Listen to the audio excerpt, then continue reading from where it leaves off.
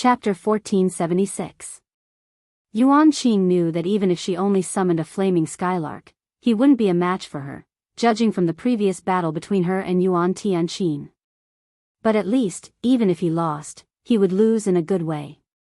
If she directly summoned all her magical beasts, Yuan Qing was sure that he would follow in the footsteps of the first young master. In fact, when Gu Xingyin saw Yuan Qing choose to fight, she was also a little surprised. She didn't think that Yuan Qing would choose to not admit defeat just because she had injured Yuan Tianqin. In fact, the relationship between the same generation in the Yuan family wasn't as good as imagined. Not to mention, Yuan Tianqin was arrogant and couldn't let go of anyone who was more talented than him. So, she also kept an eye on him. The flaming skylark, a level 9 magical beast, was undoubtedly one of the most powerful. Yuan Qing's magical beasts couldn't hold on any longer. The flaming skylark raised its head and let out a long cry.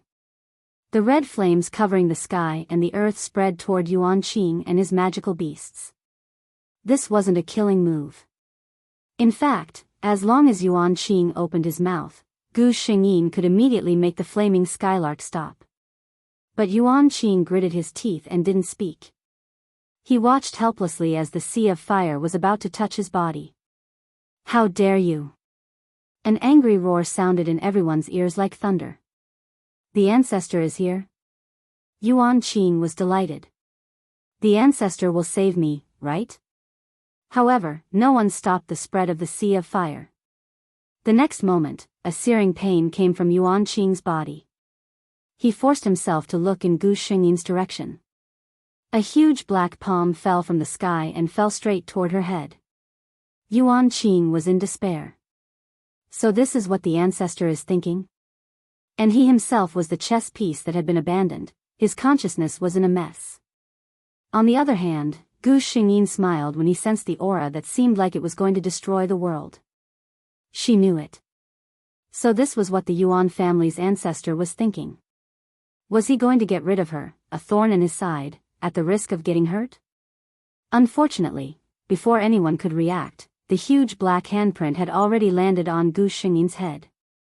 Many people in the audience were shocked by this unexpected scene and stood up. Some of the judges even dared to step forward. A smile appeared on the face of the Yuan family's old ancestor. But the next moment, his smile froze on his face. Specks of white light appeared where Gu Xingyin was standing. When the giant black palm disappeared, everyone could clearly see Gu Xingyin's current appearance. She was still dressed in red, but she wasn't standing.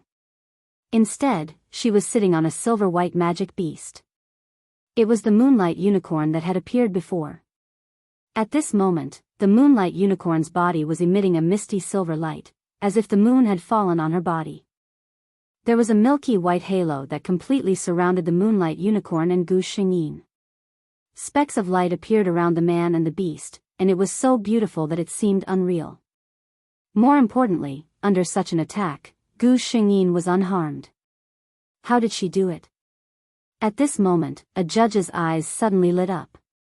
He shouted, "It's the moonlight unicorn's innate ability, moonlight protection. Extreme defense that can ignore all attacks and last for 15 minutes. His face even turned red from excitement. This was a skill that only existed in ancient books. He was lucky enough to see it with his own eyes. Chapter 1477. Gu Xingyin frowned as she looked at her opponent. Yuan Qing had already fainted and his clothes were tattered by the flaming skylark's life spirit fire. The injuries on his body were a bit shocking. And this was under the condition that she had the flaming skylark stop attacking. Even so, Yuan Qing was still seriously injured. Gu Xingyin's heart was filled with disgust. She obviously didn't expect that in order to get rid of her, the Yuan family's ancestor would use his family's younger generation as bait. The most disgusting thing was that he clearly had the ability to save Yuan Qing, but he still chose to leave him in the lurch. How ruthless. She said faintly, "Referee, let's get someone to take a look at this person's injuries first." Only then did the referee come back to his senses. He quickly ordered people to carry Yuan Qing off the stage. At this time, someone from the Yuan family was not convinced, and the person in charge directly scolded Gu Xingyin for being vicious.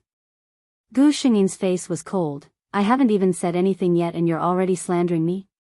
She looked up at the referee and said aloud, "I want to complain that the Yuan family didn't follow the rules."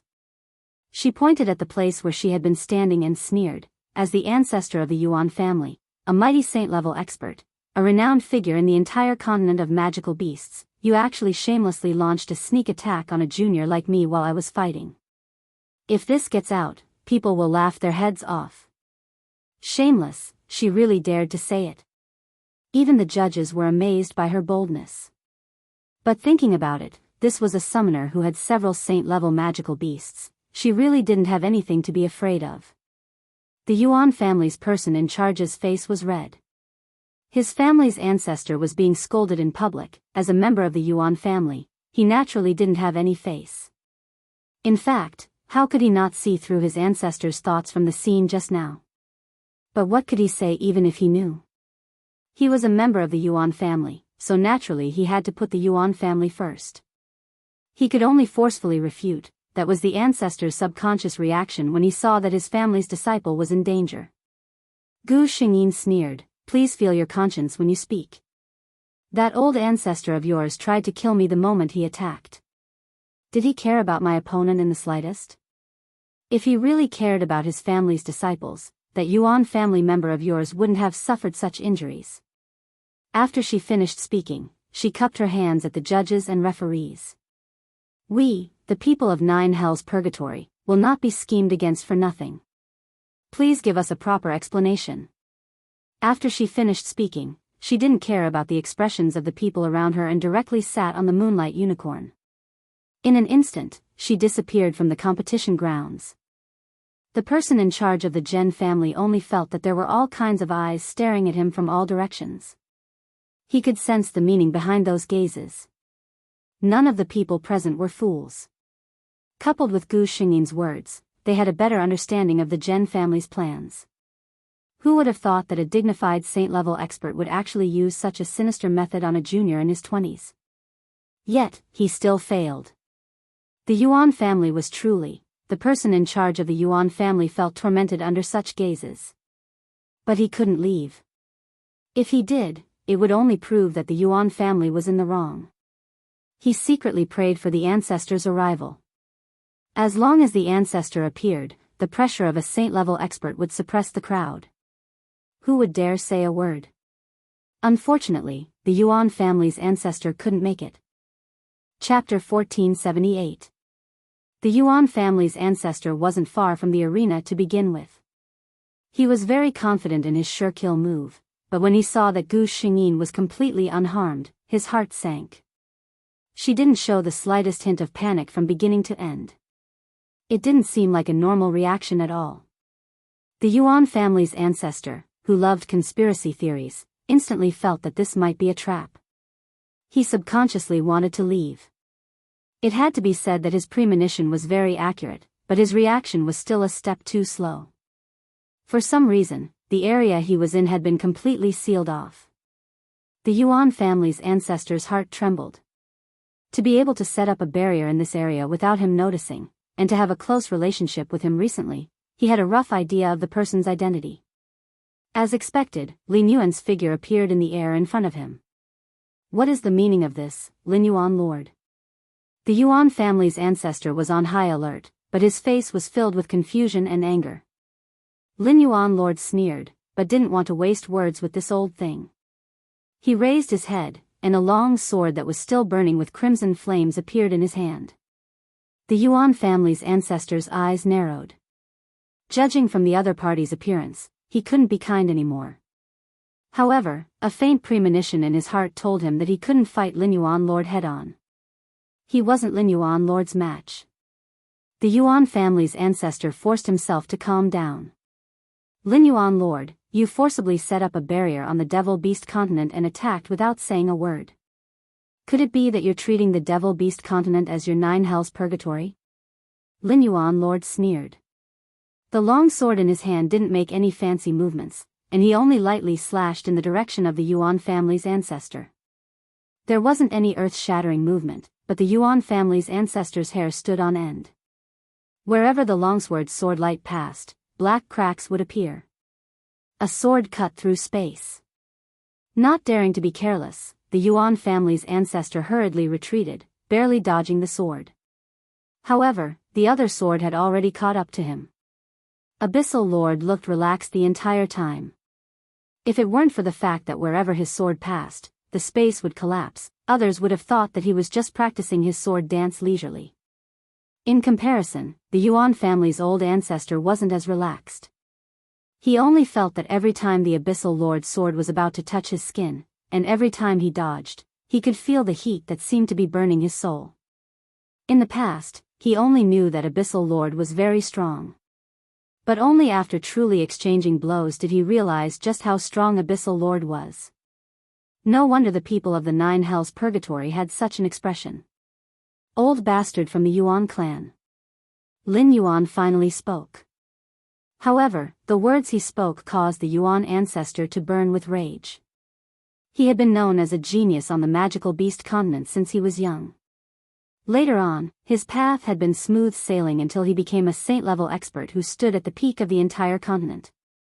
In his entire life, he had always received the respect and adoration of others. When had he ever endured such humiliation? But Abyssal Lord didn't even consider whether he was happy or not. Of course, the more unhappy the Yuan family's patriarch was, the better Lin Yuan's mood would be. He continued, I, Lin Yuan, have never wanted someone's life as much as I do today. There were many people in the world who wanted his life, but he didn't care at all. Because he knew that others wouldn't have the chance.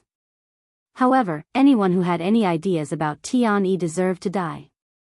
Chapter 1479. When he heard Lin Yuan's words, the Yuan family forefather understood that he wouldn't rest until one of them was dead. He cast aside all thoughts of luck and focused on finding an opportunity to escape. He wasn't looking for a chance to counterattack, but a chance to escape. That's right, escape. If the two of them were evenly matched, the Yuan family forefather might have fought Lin Yuan to the death. Who would survive would depend on strength and luck. But things were different now. The difference in strength between him and Lin Yuan was too great. If this continued, there would only be one outcome, his death and Lin Yuan's death. The Yuan family forefather didn't want to die. Sage realm experts had long lifespans. He still had an unlimited amount of time to live. He wanted to pursue a higher realm and bring the Yuan family to greater heights. He wanted. His thoughts came to an abrupt halt. A scarlet sword slowly pierced through his neck. Lin Yuan released the long sword in his hand, and the long sword condensed from flames instantly drilled into the Yuan family's old ancestors' wounds. Ah! The Yuan family forefather couldn't endure the bone-piercing pain and howled in agony. That flame had entered his internal organs through his wounds and even into his soul. It burned his blood, devoured his flesh, and ground away at his soul. It was more torturous than any torture in the world. Lin Yuan quietly watched the scene unfold before him. He knew the Yuan family forefather wouldn't survive. The long sword was formed from the most tyrannical earthcore fire in the depths of Nine Hells Purgatory. It was said to be the most tyrannical flame in the world. It could even refine souls. Lin Yuan could have burned the Yuan family forefather to ashes in an instant, but he hadn't. He wanted to properly entertain the old man and repay him for his evil intentions toward Tianyi. This flame would burn for a total of 49 days. He glanced coldly at the Yuan family forefather, who was lying on the ground, unable to get up, then turned and left. During these 49 days, the Yuan family forefather was conscious. He could feel every inch of the flame wreaking havoc in his body. However, he couldn't open his eyes, speak, or do anything. He could only endure the pain in vain and walk towards death in despair. In order to prevent others from disturbing him, Lin Yuan even placed a restriction on the Yuan family's ancestor's body. Other than the Yuan family, no one could see him. As for the Yuan family, a trace of coldness flashed through Lin Yuan's eyes. They should pray for their own good fortune. Perhaps everything in this world was fate. Not long after Lin Yuan left, a figure in a white dress walked into the alley.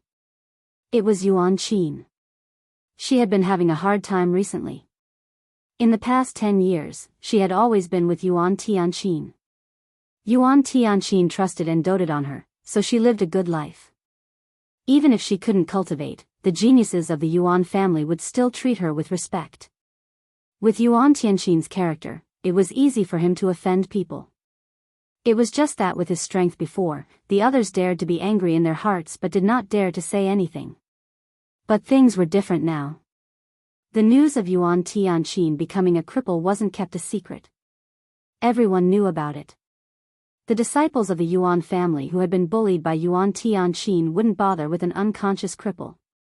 Therefore, Yuan Qin, who used to be Yuan Tianqin's most trusted aide, naturally received their extra attention. Chapter 1480.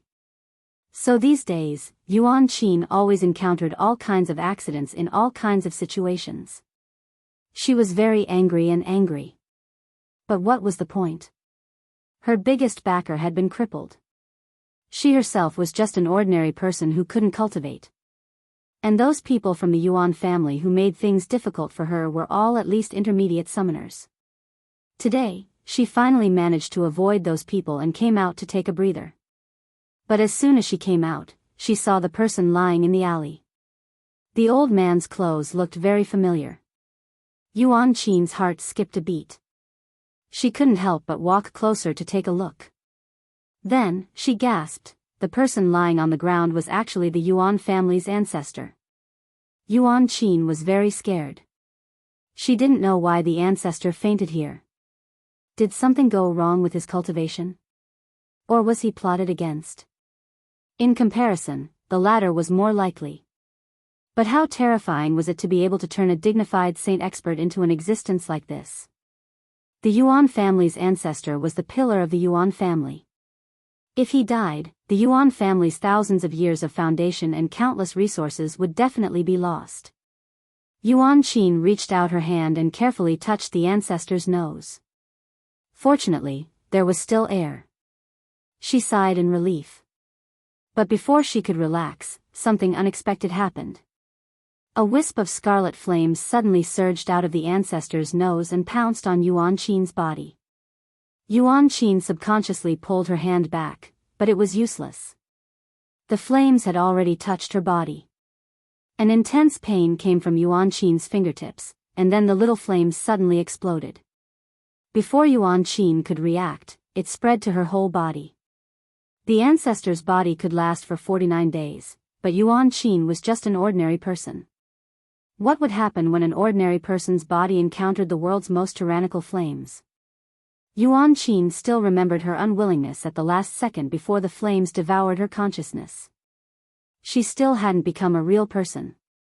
She still hadn't taken revenge on that bitch Yuan Tianyi. She still, wherever the transparent flame passed, her entire body would turn into a part of the flame. In the blink of an eye, everything was burned to ashes and the flames were extinguished. There was a small pinch of fine dust on the ground. When a gust of wind blew, the fine dust drifted to every corner of the ground, just like any speck of dust in this mortal world. Not a single trace was left behind. Gu Xingyin, who was waiting for Lin Yuan to return in the courtyard, suddenly received a system prompt in her mind, saying that the mission target had died. Gu Xingyin. Why didn't she know what had happened to Yuan Qin? The system dutifully transmitted what Lin Yuan had done and Yuan Qin's experience into her mind. Even Gu Xingyin was dumbfounded. This was too much of a coincidence. Lin Yuan had just set up such a restriction, and Yuan Qin just so happened to walk out, and just so happened to go to the place where the Yuan clan ancestor was. Turning into ashes, no one even knew that he had died. Such an outcome was absolutely unacceptable to Yuan Qin, right? After all, with that woman's ambition, she wanted nothing more than to stand at the peak of the Devil Beast continent. But this was good news for Gu Xingyin. Chapter 1481. She was thinking with her head down when a warm body suddenly pressed against her from behind. She didn't need to look to know who it was. Gu Xingyin took the opportunity to lean back and asked lazily, "Have you finished what you wanted to do?" Lin Yuan had told her that he was going to do something and asked her to come back first. Lin Yuan nodded. It's all taken care of. Okay. Gu Xingyin smiled. Let's go back. Lin Yuan was stunned. Go back? Aren't you going to finish the summoner conference? Gu Xingyin shook her head. I just wanted to play with the Yuan family. Now that even Yuan Tianqin was defeated by me, there's no reason for me to stay. You don't want the title of summoner's young king? Lin Yuan turned his head and kissed her ear. Gu Xingyin tilted her head to avoid his kiss and laughed. What's the use of that thing to me? Moreover, even if she didn't continue to participate, who could deny that she was the strongest person? Okay. Lin Yuan didn't say anything and the two left directly. The next day, no one came to participate in Gu Xingyin's competition. When the organizer of the summoner conference came to check, they found that the young summoner with unlimited potential from Nine Hells Purgatory had already disappeared. In the end, because of Gu Xingyin's absence, the champion of this summoner conference was won by another genius. The Yuan family, which was said to be the most likely to win the championship, only had one disciple in the top 10. However, although Gu Xingyin didn't win the championship, in everyone's heart, she was the most powerful young summoner. Not only among the young summoners, but many people even thought that this summoner called Gu Yuan could completely jump out of the circle of young people and truly become the top summoner in the entire magical beast continent. Because of her, there were even many people who wanted to visit Nine Hells Purgatory to learn regardless of the danger, but they couldn't enter. According to Lin Yuan's words, those humans were all evil. Letting them in was simply destroying the environment of Nine Hells Purgatory. Gu Xingyin agreed with this. She also did not want some strange humans to disturb their peaceful life. Gu Xingyin and Lin Yuan entered into a companion contract under the witness of countless devil beasts in Nine Hells Purgatory. They officially became partners who would never abandon each other in life and death. From then on, Gu Xingyin began to live the life of a goddess who had everything she needed. Lin Yuan had originally placed her in the palm of his hand and doted on her. After the two of them officially got together, this doting instantly rose several levels. Even Gu Xingyin's magical beasts started to avoid arousing suspicion. Unless Gu Xingyin summoned them, they would not appear. It was simply too torturous. In her spare time, Gu Xingyin would occasionally pay attention to the happenings in the magical beast continent. 3 years later, the Yuan clan was unable to hide the news of their ancestor's death. Naturally, the other clans with similar strength to the Yuan clan wouldn't let go of such an opportunity. Thus, after a few rounds of coercion and carving up, the great family that was once second to none in the Dragon Phoenix Empire instantly fell apart and ceased to exist. 10 years later, a mysterious woman claimed to have come from Nine Hells Purgatory. She led countless powerful magical beasts and challenged all the saint-level experts in the magical beast continent. She was undefeated. She never mentioned her name, but everyone knew that this woman was the one who shocked the entire magical beast continent during the Summoner Conference 10 years ago. Gu Yuan. Chapter 1482. Gu Xingyin left a legend in the Warcraft continent that countless people looked up to, and disappeared without a trace once again. After this time, she never appeared on this continent again. But even so, the entire Warcraft continent has left countless legends about her. Many, many years later, those children who have never heard of the name Gu Yuan will also see records of this mysterious summoner from the school textbooks. In the textbook, there is only one sentence for the introduction of the mysterious summoner called Gu Yuan, a summoner favored by the gods. This short sentence is enough to let people imagine that in that era, this magical woman, alone, shocked the entire Warcraft continent. Gu Xingyin and Lin Yuan have lived together for a long, long time. For a long time, the Warcraft continent has experienced countless vicissitudes of life. In the end, the summoner profession gradually declined, warriors began to rise, and magical beasts became fewer and fewer. Finally, the day of the end has arrived. The two held hands and lay together in the sea of flowers. Gu Xingyin felt the strength in her body slowly drain away. She knew that the moment was coming. Lin Yuan, who had been lying quietly all this time, suddenly turned sideways. He leaned down and gently planted a kiss on Gu Xingyin's lips. His eyes were so bright, so deep that Gu Xingyin could not see the emotions contained in them. In this life, I finally spent a lifetime with you. Gu Xingyin's heart trembled.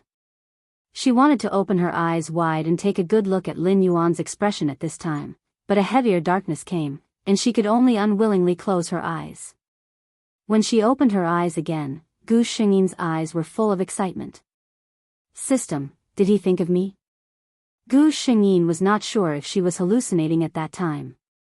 The system's white light flashed. Host, this possibility is not ruled out. Getting an affirmative answer from the system, Gu Xingyin's eyes were full of smiles. The system looked at the smile on Gu Xingyin's face and had to remind her, Host, your lover will at most recover his memory the moment he leaves the mission world.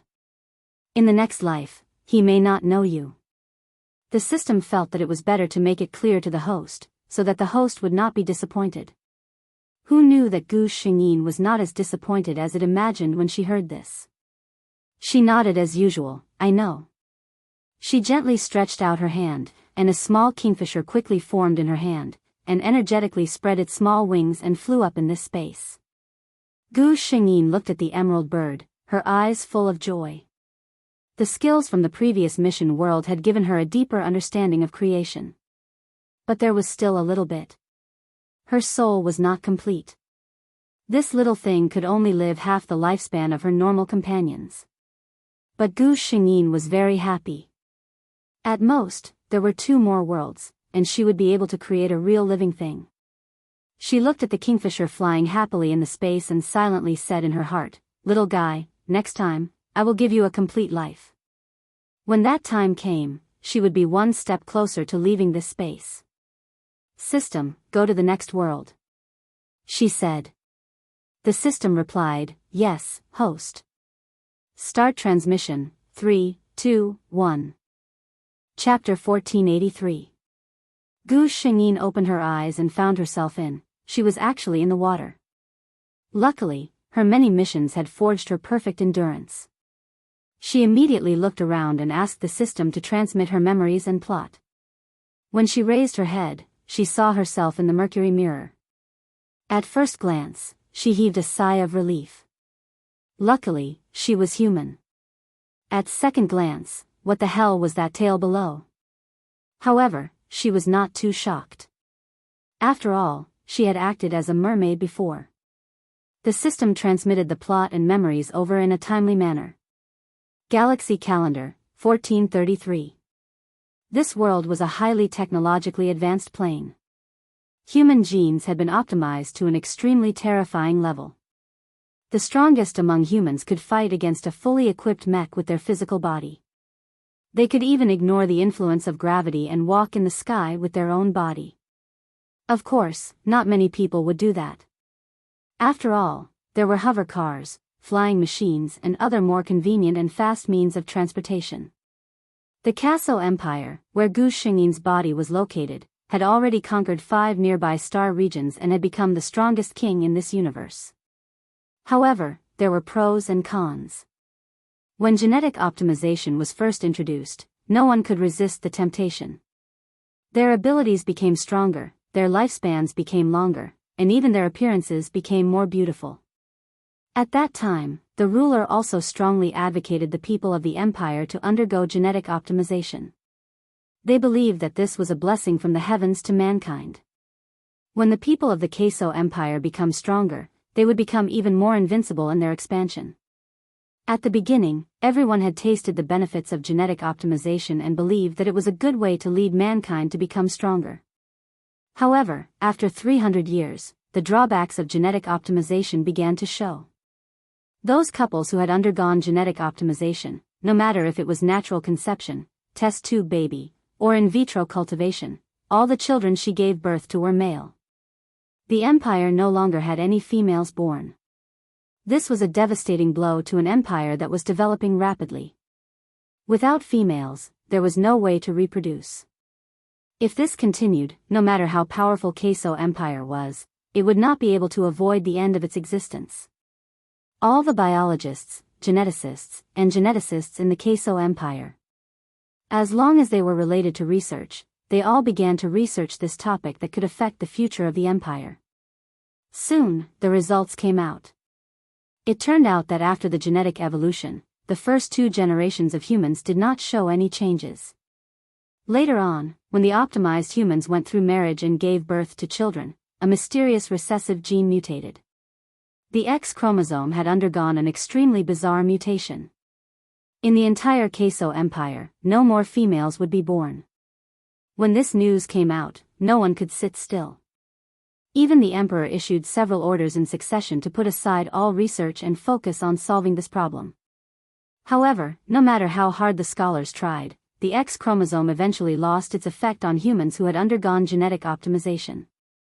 Just when everyone was at a dead end, a young scholar came up with an ingenious idea. Atavism. Humans evolved from marine creatures, so why not start their research from this point of view? Chapter 1484. Although this young scholar's idea could be said to be unconstrained, it undoubtedly provided the scholars who had fallen into a dead end with a new line of thought. Following this direction of research, they finally made some progress. A special gene was extracted from marine fish creatures and injected into the gene solution, allowing the new humans to have an additional recessive gene. Through sexual reproduction, a new type of human was successfully born. This type of human had the body of a normal human, but had the tail of a fish.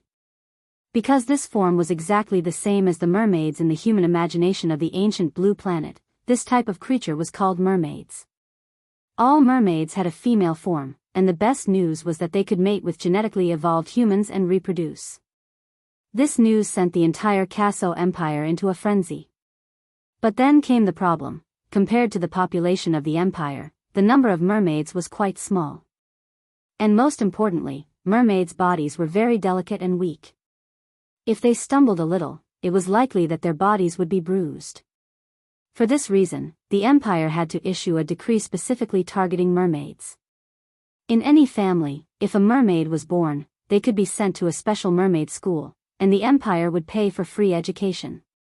Mermaids did not need to pay taxes, were prohibited from engaging in dangerous industries, and would receive monthly subsidies. All kinds of regulations, none of which did not protect the interests of mermaids. But no one objected to this. Compared to the huge population base of the empire, the resources enjoyed by these mermaids were simply insignificant. Moreover, there was another clause in the mermaid decree: after every mermaid reached adulthood, they would undergo genetic adaptation.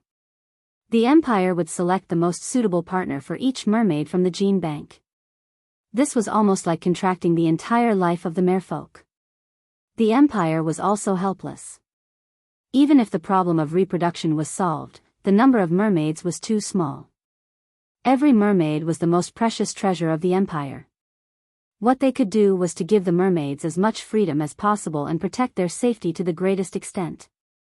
The body that Gu Xingyin came into was a mermaid. At that time, the mermaid decree had been around for hundreds of years, and the protection of mermaids' rights had reached a peak. Every mermaid would be sent to a special mermaid institution to take care of them after they were born. When they grew up, they could go to a special mermaid school to receive the best education. The name of this body was Diana Leonard. She was born in the Leonard family, one of the wealthiest families in the Queso Empire. Her mother, Cassie, was a very gentle mermaid. Her father, Anderson Leonard, was one of the wealthiest people in the empire and had connections with many military and political figures. After Diana's parents gave birth to 2 sons, they finally welcomed a mermaid daughter. One could imagine how much they doted on her. Diana had been pampered and spoiled by the whole family since she was a child. Because of this, she had been raised to have an innocent and pure temperament.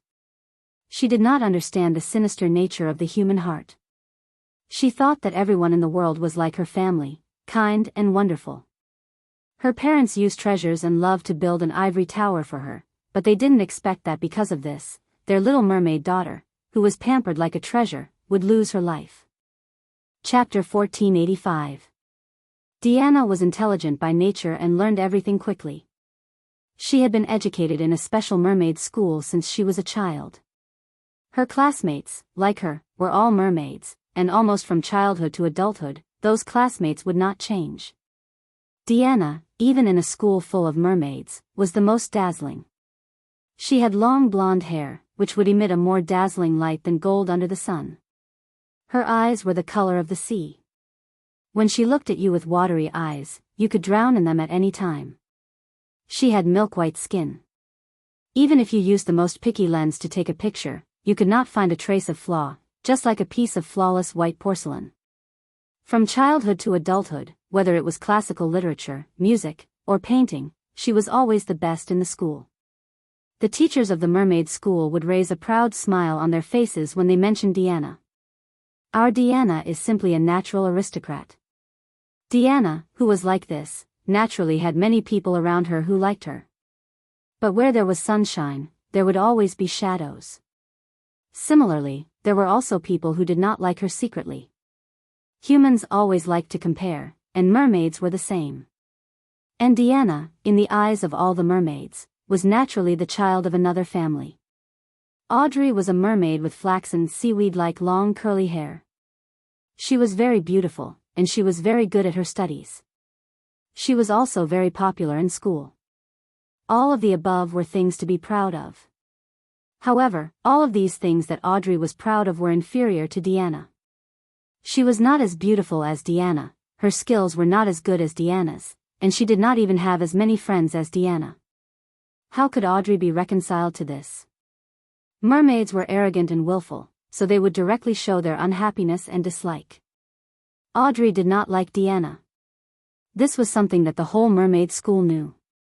If it was just this, then forget it. At most, Audrey disliked Diana on the surface. But Audrey always had a little secret in her heart. She liked His Royal Highness Prince Jonathan of the Empire. Prince Jonathan was the younger brother of His Majesty. He had a good relationship with His Majesty. He had a noble status and was very handsome. He was the dream lover of countless mermaids. Audrey knew that the better the genes, the more difficult it was to find a suitable match for a mermaid. She was confident that her genes were excellent, and it was very likely that she would be a match for Prince Jonathan. But the result made her furious. Her genetic compatibility with Prince Jonathan was 88%. This was already an extremely high degree of compatibility. She had originally thought that she would have no problem marrying the prince. However, Diana's results slapped her hard in the face, 93%. Diana's genetic compatibility with Prince Jonathan was 5% higher than Audrey's. According to the normal process, the one with a higher degree of compatibility was naturally the most suitable partner. Looking at the shy and gentle smile on Diana's face, the devil in Audrey's heart finally came out. She asked Diana out on the pretext that she was about to graduate and hoped to bury the hatchet with Diana. She also said that she didn't want anyone to disturb them when they were meeting. Diana, a girl who was so naive that she was almost silly and sweet, actually agreed. She drove her mermaid carriage and went to see Audrey alone. Then, he was killed by Audrey, who had lost her mind. Chapter 1486. System, Draw Skill. Gu Xingyin said. System, ding. Congratulations to the host for obtaining the best chef skill. Gu Xingyin frowned. What is the best chef skill? The system explained, the host's culinary skills have reached the level of a master. Gu Xingyin, it sounded very impressive, but... Hee. At this time, her room door was pushed open, and a mermaid using a mermaid carriage walked in. Mother's Diana, are you unhappy? As soon as Casey entered, she saw her younger daughter sitting in the large pool in the room with a frown. Mermaids like to stay in the water, they felt that staying in the water was more comfortable than being exposed to the air. Therefore, every mermaid's room was equipped with a large enough thermostatic pool. Gu Xingyin looked up at the mother of this body. It seemed that Diana had inherited her mother's beauty.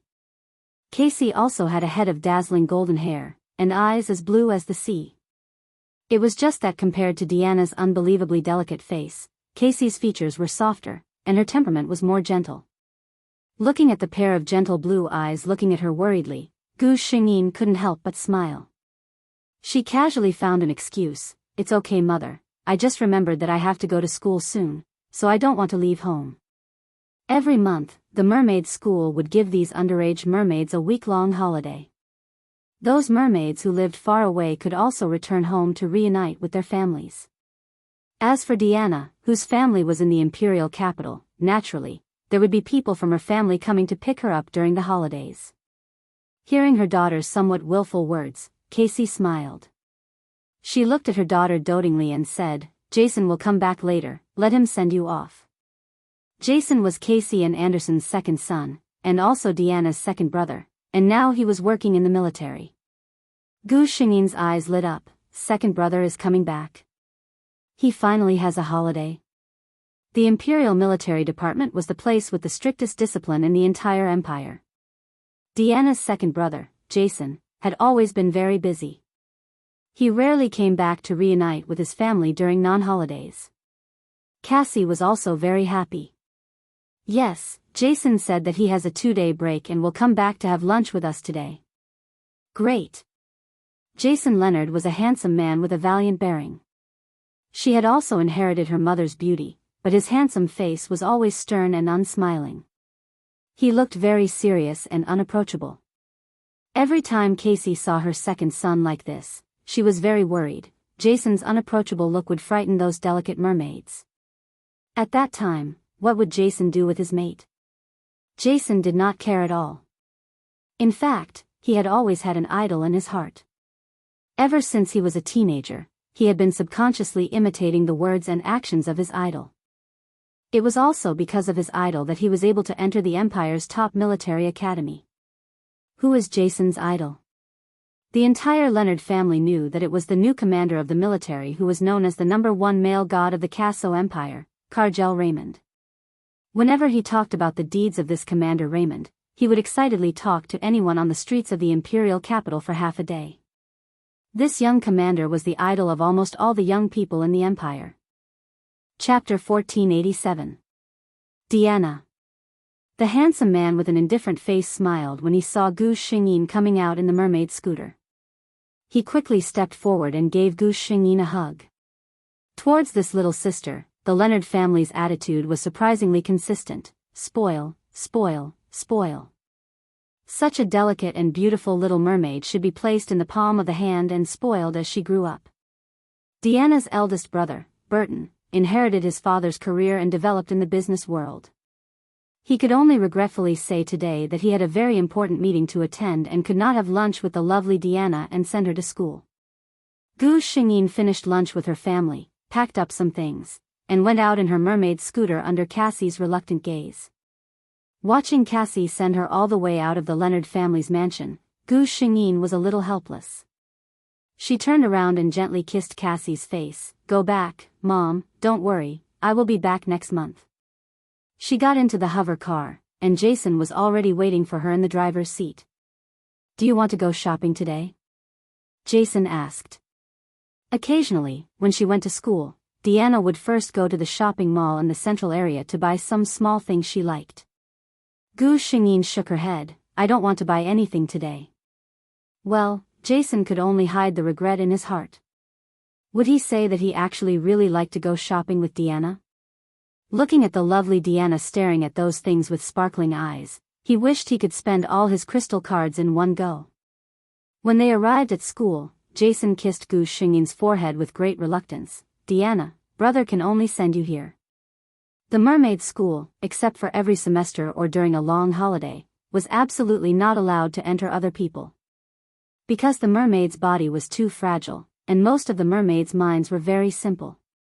Under such circumstances, it was easy for others to pretend to be family members and take advantage of the loopholes. Gu Xingyin nodded and took the initiative to say goodbye to Jason. She then drove her mermaid scooter into the school. "Good afternoon, Diana. You're early today," the old man with a white beard who was guarding the school gate greeted Gu Xingyin with a smile. Jack always sat in the sun with his eyes closed and dozed off. These mere people all thought that the old man had found a job to pass the time after retirement. But Gu Xingyin knew that was not the case. Because from the information given by the system, this old man Jack's strength was actually A+. One had to know that the requirement to become a first-class soldier in the military was to have a combat strength of B+. A combat strength of A+ was almost enough to enter the legendary special forces under the direct command of Raymond, the commander of the military headquarters. It was said that this group was very mysterious. There weren't many people, but every one of them was an expert who could fight against 100 people. And such an ordinary old guard in front of him actually had such a strong martial strength.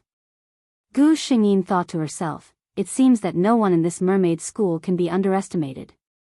But the old guard was so familiar with this face. Diana's popularity was really good. She also returned a bright smile. Good afternoon, Grandpa Jack. At this time, a cold snort suddenly came from behind her. Chapter 1488. Gu Xingyin turned her head and saw a mermaid who was also sitting in the mermaid carriage, looking at her with an unhappy face. Mermaids were very sensitive to aura, but even if they were not sensitive, Gu Xingyin could see the girl's undisguised expression that she did not like her. The mermaid had flaxen seaweed-like curly hair, gorgeous facial features, and a fiery red fishtail. Gu Xingyin couldn't help but look down. Her tail was the same as her eyes, dark blue. This mermaid was Audrey, who had always been at odds with Diana. In fact, it was only Audrey's unilateral opinion that she did not want to deal with Diana. Diana had always felt that although the other party was not very friendly to her, she did not take it to heart. She felt that she already had so many friends anyway. It didn't matter if Audrey was not willing to be her friend, right? Gu Xingyin looked at the other party staring at her. She thought about it and did nothing. She turned her head silently. Diana did not quarrel. When she encountered people who did not want to talk, she would at most remain silent. But her action, in Audrey's eyes, was that Diana looked down on her. She did not even bother to look at her. So Audrey was actually the one who was being unreasonable.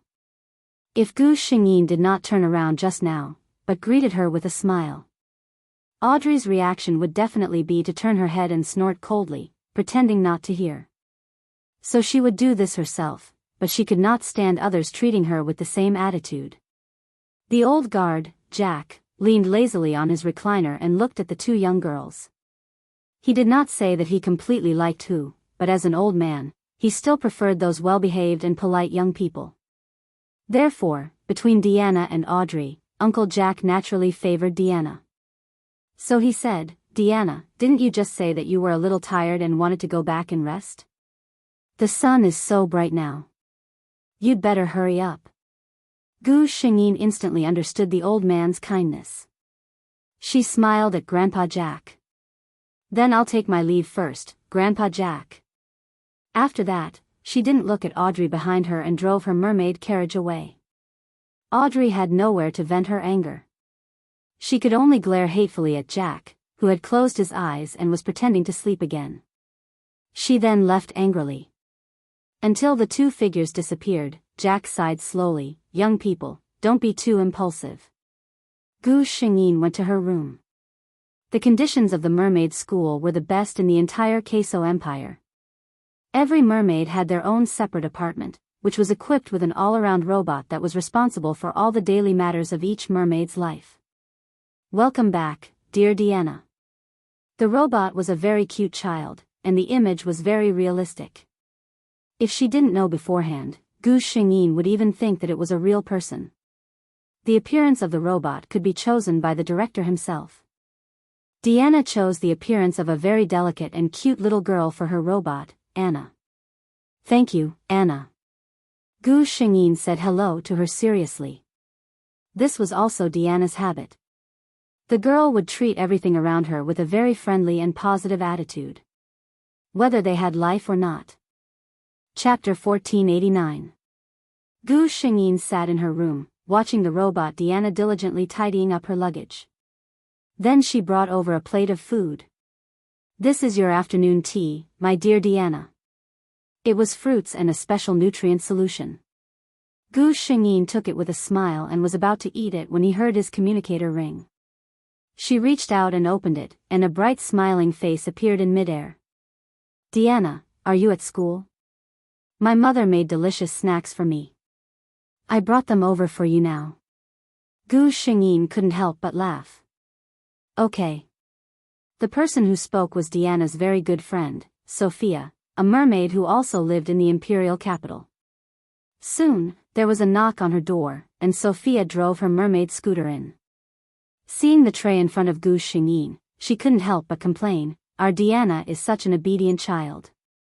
If it were me, I wouldn't be willing to eat these things." Sophia was talking about afternoon tea. The afternoon tea at school was the same thing over and over again. Many mermaids didn't eat them at all. Gu Xingyin smiled and said, "It's good for the body to eat." She was telling the truth. Not to mention the fruits, just the bottle of special nutrient solution that was necessary every day was a good thing that couldn't be bought with money. But even though many mermaids knew that not many could persist in drinking the same thing for more than 10 years. Diana was one of them. The reason this girl persisted was simple: she liked the taste of the nutrient solution. Sophia looked at her helplessly.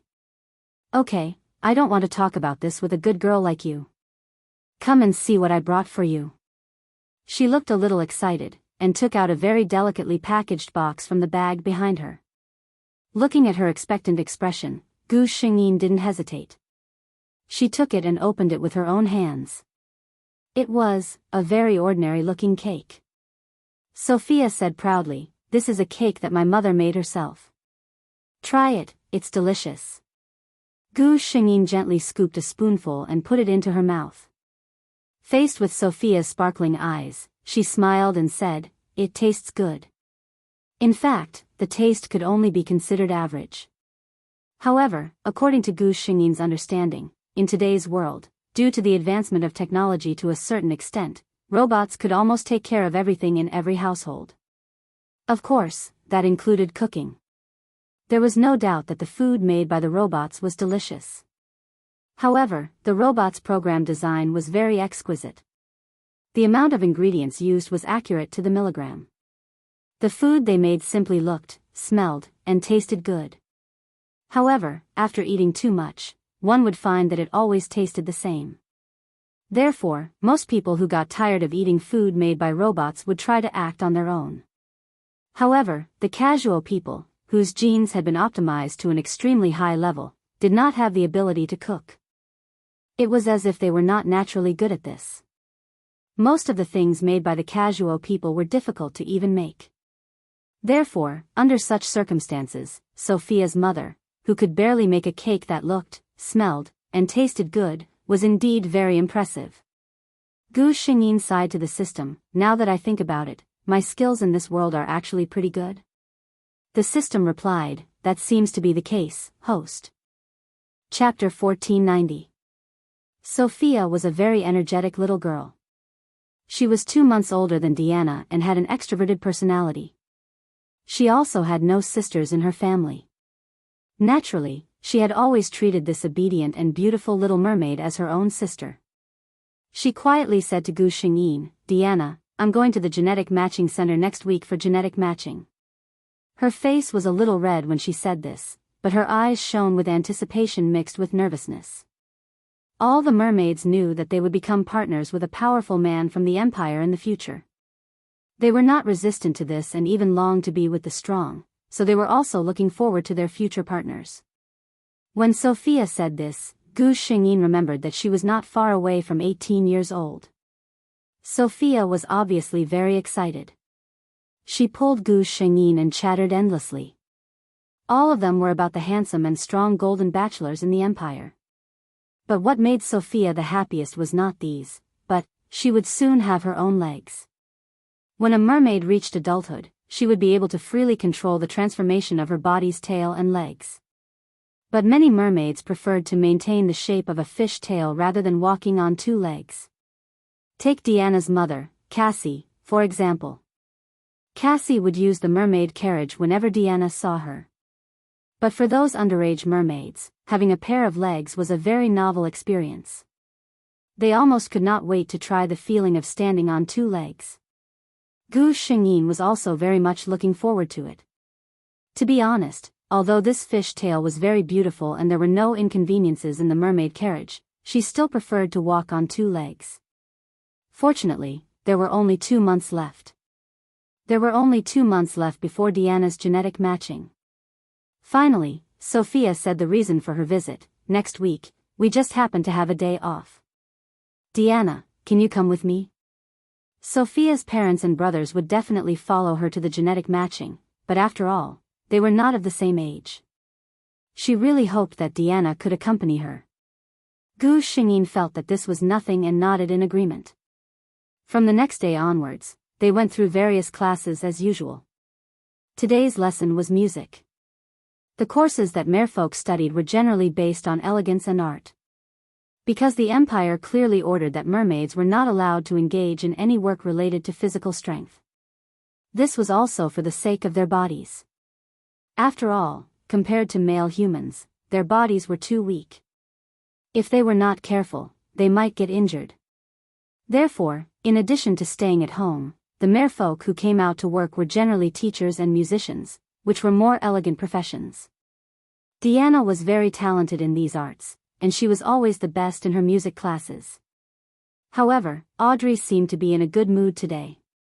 When she entered the classroom, she saw Diana and smiled. Gu Xingyin's intuition told her that this was not a good thing. Sure enough, after Audrey walked in, she proudly said to Gu Xingyin, "Diana, I have prepared a very rare work today. You have to be serious.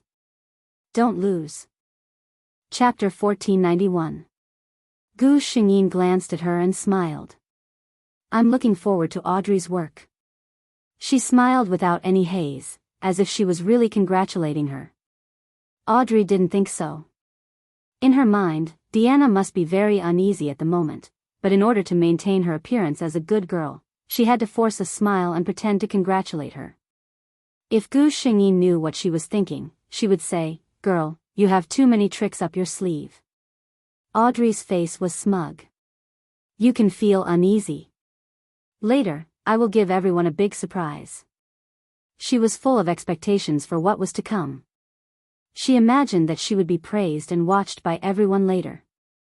At that time, let's see if Diana could still maintain her naive and hypocritical appearance. She didn't hide her thoughts at all. Gu Xingyin looked at her and was a little curious. What exactly did she prepare? This time, in order to maintain her curiosity, she forced herself not to let the system tell her the answer. The last part of the music class was to let the students who had ideas perform on stage by themselves. The merfolk school had strong funds. Basically, in this classroom, any musical instrument that was circulating in the interstellar could be found. Gu Xingyin didn't have the intention to be in the limelight in the class. In the past, Diana had performed on stage, but most of the time, she had been instigated by her friends. Some of the merfolk, led by Sophia, simply couldn't stand Audrey's proud appearance. Every time, they couldn't help but want Diana to go up and teach her a lesson. As for why it was Diana and not herself who went up, the straightforward merfolk said one after another, because although Audrey is annoying, she is really powerful. If Diana doesn't go up, they can't beat her at all by themselves. Soon, it was time for the students to perform as usual. Audrey stood up almost impatiently. She had an excited smile on her face, walked to the stage, and then took out a strange-looking thing from her storage device. The merfolk in the audience looked at the thing curiously. What was this? They seemed to have never seen it before. Even the teacher in charge of teaching the music was very surprised and asked, "Audrey, is this also a musical instrument?" She asked because she saw something that was obviously a zither string. A proud smile appeared on Audrey's face. "Yes, Teacher Liz. This is an ancient musical instrument passed down from the ancient blue planet. I saw it in a book of my family's collection and made it according to the description." Gu Xingyin looked at the instrument in Audrey's hand with a strange expression. Wasn't this a harp? Previously, when she saw Audrey's appearance, she thought it was something mysterious. She looked at the harp in Audrey's hand and commented in her heart, "Well, the harp is originally a very beautiful instrument." Obviously, Audrey has taken this feature to the extreme. There are even many patterns carved on the body of the harp and inlaid with pearls. Audrey naturally saw Gu Xingyin's expression. In fact, her attention was always on Gu Xingyin's face. Looking at the stunned expression on her face, Audrey thought that the other party was shocked. Later, when she saw the admiration in Gu Xingyin's eyes, Audrey felt very proud. Chapter 1492. Audrey began to sit on the crystal chair and play the harp. Gu Xingyin listened attentively. It was really good. Obviously, the harp had never appeared in the merfolk's classroom. Audrey relied entirely on her own talent to explore. The sound of the harp was still a little stagnant, but Audrey had indeed done very well. When Audrey finished playing, all the merfolk in the classroom gave her applause, including Sophia, who didn't like her. Merfolk were like this. Even if I hate you as a person, I won't deny your accomplishments in certain aspects. Gu Xingyin was also not stingy with her applause. Not to mention Audrey's character, she was indeed accomplished in music. Audrey held her head high, enjoying the praise of others. She glanced around and saw Gu Xingyin, who was applauding with a smile.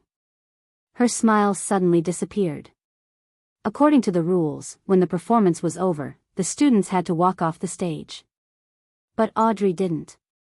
She looked at the stage and stared straight at Gu Xingyin. I have always admired your talent in music, Diana. I wonder if you can play a song for us? Audrey thought it through very well. With her own special performance in front of her, the music that she, Diana, played with common instruments, would not be as impressive as her own performance. Gu Xingyin smiled. She didn't intend to do anything. But Audrey dug a hole for her to jump into.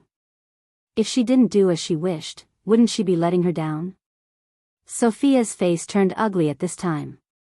She stared at Audrey hatefully. This woman, she just thought that her music was very good, and now she took back her evaluation. Those who bullied Diana were not good people.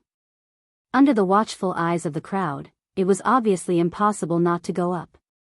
Gu Xingyin stood up. Step by step, she drove the mermaid carriage onto the stage and came to Audrey's side. Audrey hadn't gone down yet. She threw Gu Xingyin a proud look. Gu Xingyin didn't care. Instead, he said, Audrey, your instrument is very beautiful. There was nothing more comforting than a compliment from an opponent. Audrey nodded proudly. My father spent a lot of effort to find a master to make this zither for me. Then, Gu Xingyin spoke again, can I use your musical instrument? Audrey was surprised. What did Diana mean? She didn't believe that Diana could play the harp. Even she herself had to practice for a long time before she could play a complete song. But why was Diana talking like that? Audrey thought to herself. Diana must have said that on purpose.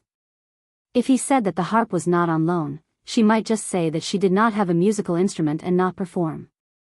Thinking of this, Audrey smiled at Gu Xingyin, handed the harp over, and said, Sure, but Diana, this is an instrument from the ancient Blue Star era. Do you really know how to use it? Gu Xingyin reached out and took the harp in her hand.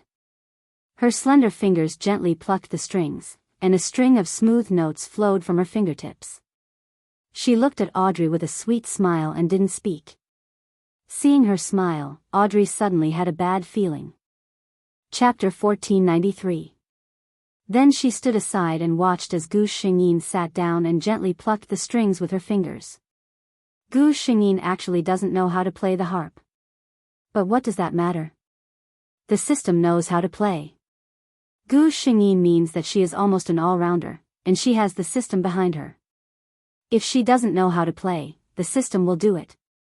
Gu Xingyin only felt that for a moment, something seemed to be transmitted into her mind. She involuntarily closed her eyes and gently stroked the strings with both hands. This is a piece of divine knowledge of a harp master. Gu Xingyin seemed to faintly hear the system say such a sentence, but she didn't have the mind to care about it. Because at this moment, her mind completely fell on the harp in her hand, and all her chaotic thoughts completely settled down at this moment.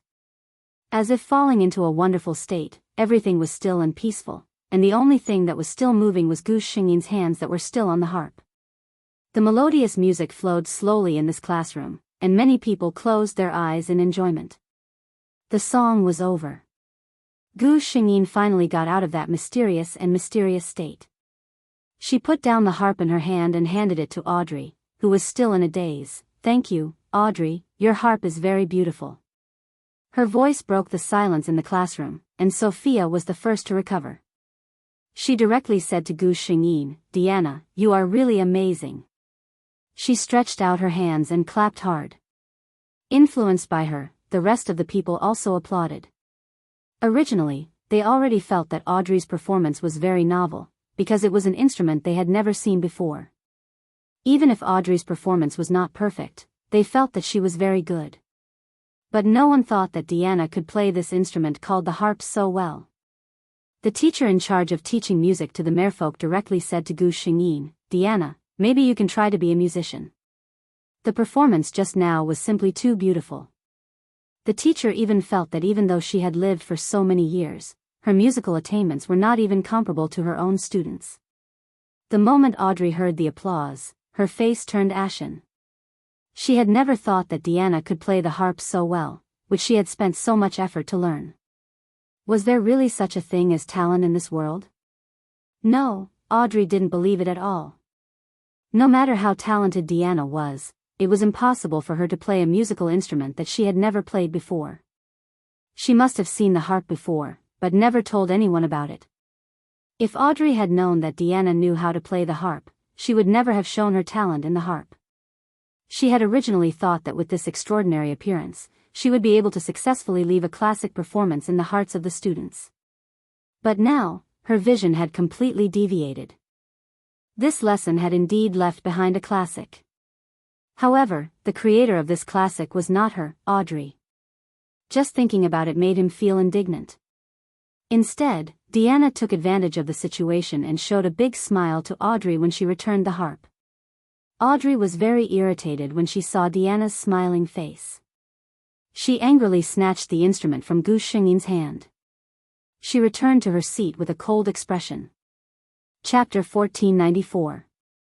Gu Xingyin returned to her seat. Sophia, who was at the side, leaned her head over and praised Gu Xingyin with a smile. "Diana, I really love you to death." Gu Xingyin looked at Sophia helplessly. "She's always able to say things that make me blush." At the end of the class, the merfolk watched the teacher leave very politely. Audrey had been suppressing her anger for a long time. She came in front of Gu Xingyin and asked in a bad tone, "Diana, how do you know how to play the harp?" Gu Xingyin frowned subconsciously. To be honest, no matter how good Audrey's temper was, she couldn't bear it when she was questioned in such a tone. Sophia was already irritated. She raised her eyebrows and sneered rudely, "What? Audrey, our Diana is not a member of your Menlo family. You're really meddling." Audrey didn't pay attention to Sophia. She just looked straight at Gu Xingyin. It seemed that she wouldn't be satisfied if she didn't wait for her answer. Gu Xingyin put away the smile on her face and said to her, "You know, Audrey, I'm always very interested in those paper books that are filled with the traces of time. In this world, optical computers could already meet all the needs of humans. Especially books. For most of the knowledge, humans only needed to scan it directly with an optical computer and transmit it directly into their minds. However, this kind of reading was different from personally studying the book. And those paper books that could already be regarded as cultural relics were just legendary things to the people of the Queso Empire. They were not interested in that, and most people didn't have the ability to get paper books at all. But Diana was different. This girl had an almost instinctive love for paper books. Seeing that his daughter liked them so much, Anderson of the Leonard family naturally paid attention to these. The Leonard family had enough wealth and strength. For the men of the Leonard family, there was nothing in this world that they could or could not get. There were only things that Diana liked and things that Diana didn't like. So when Gu Xingyin came to this world, she saw a huge study next to her room. And inside, it was full of precious paper books. This excuse should be enough to shut Audrey's mouth. Gu Xingyin said, "Among the books I collected, there are many about ancient musical instruments. I just happened to see an explanation of the harp." Audrey still didn't believe her. "You only said that you know the harp, but you didn't say that you played it before. There's no more." Gu Xingyin spread out his hands helplessly. "I don't know about that. When I saw the harp that you took out, I felt a sense of familiarity in my heart, and my hands involuntarily placed on it." She smiled happily at Audrey. Maybe I was a harp musician in my previous life? Who knows? I have to thank you, Audrey, for letting me see a harp that I have never seen before.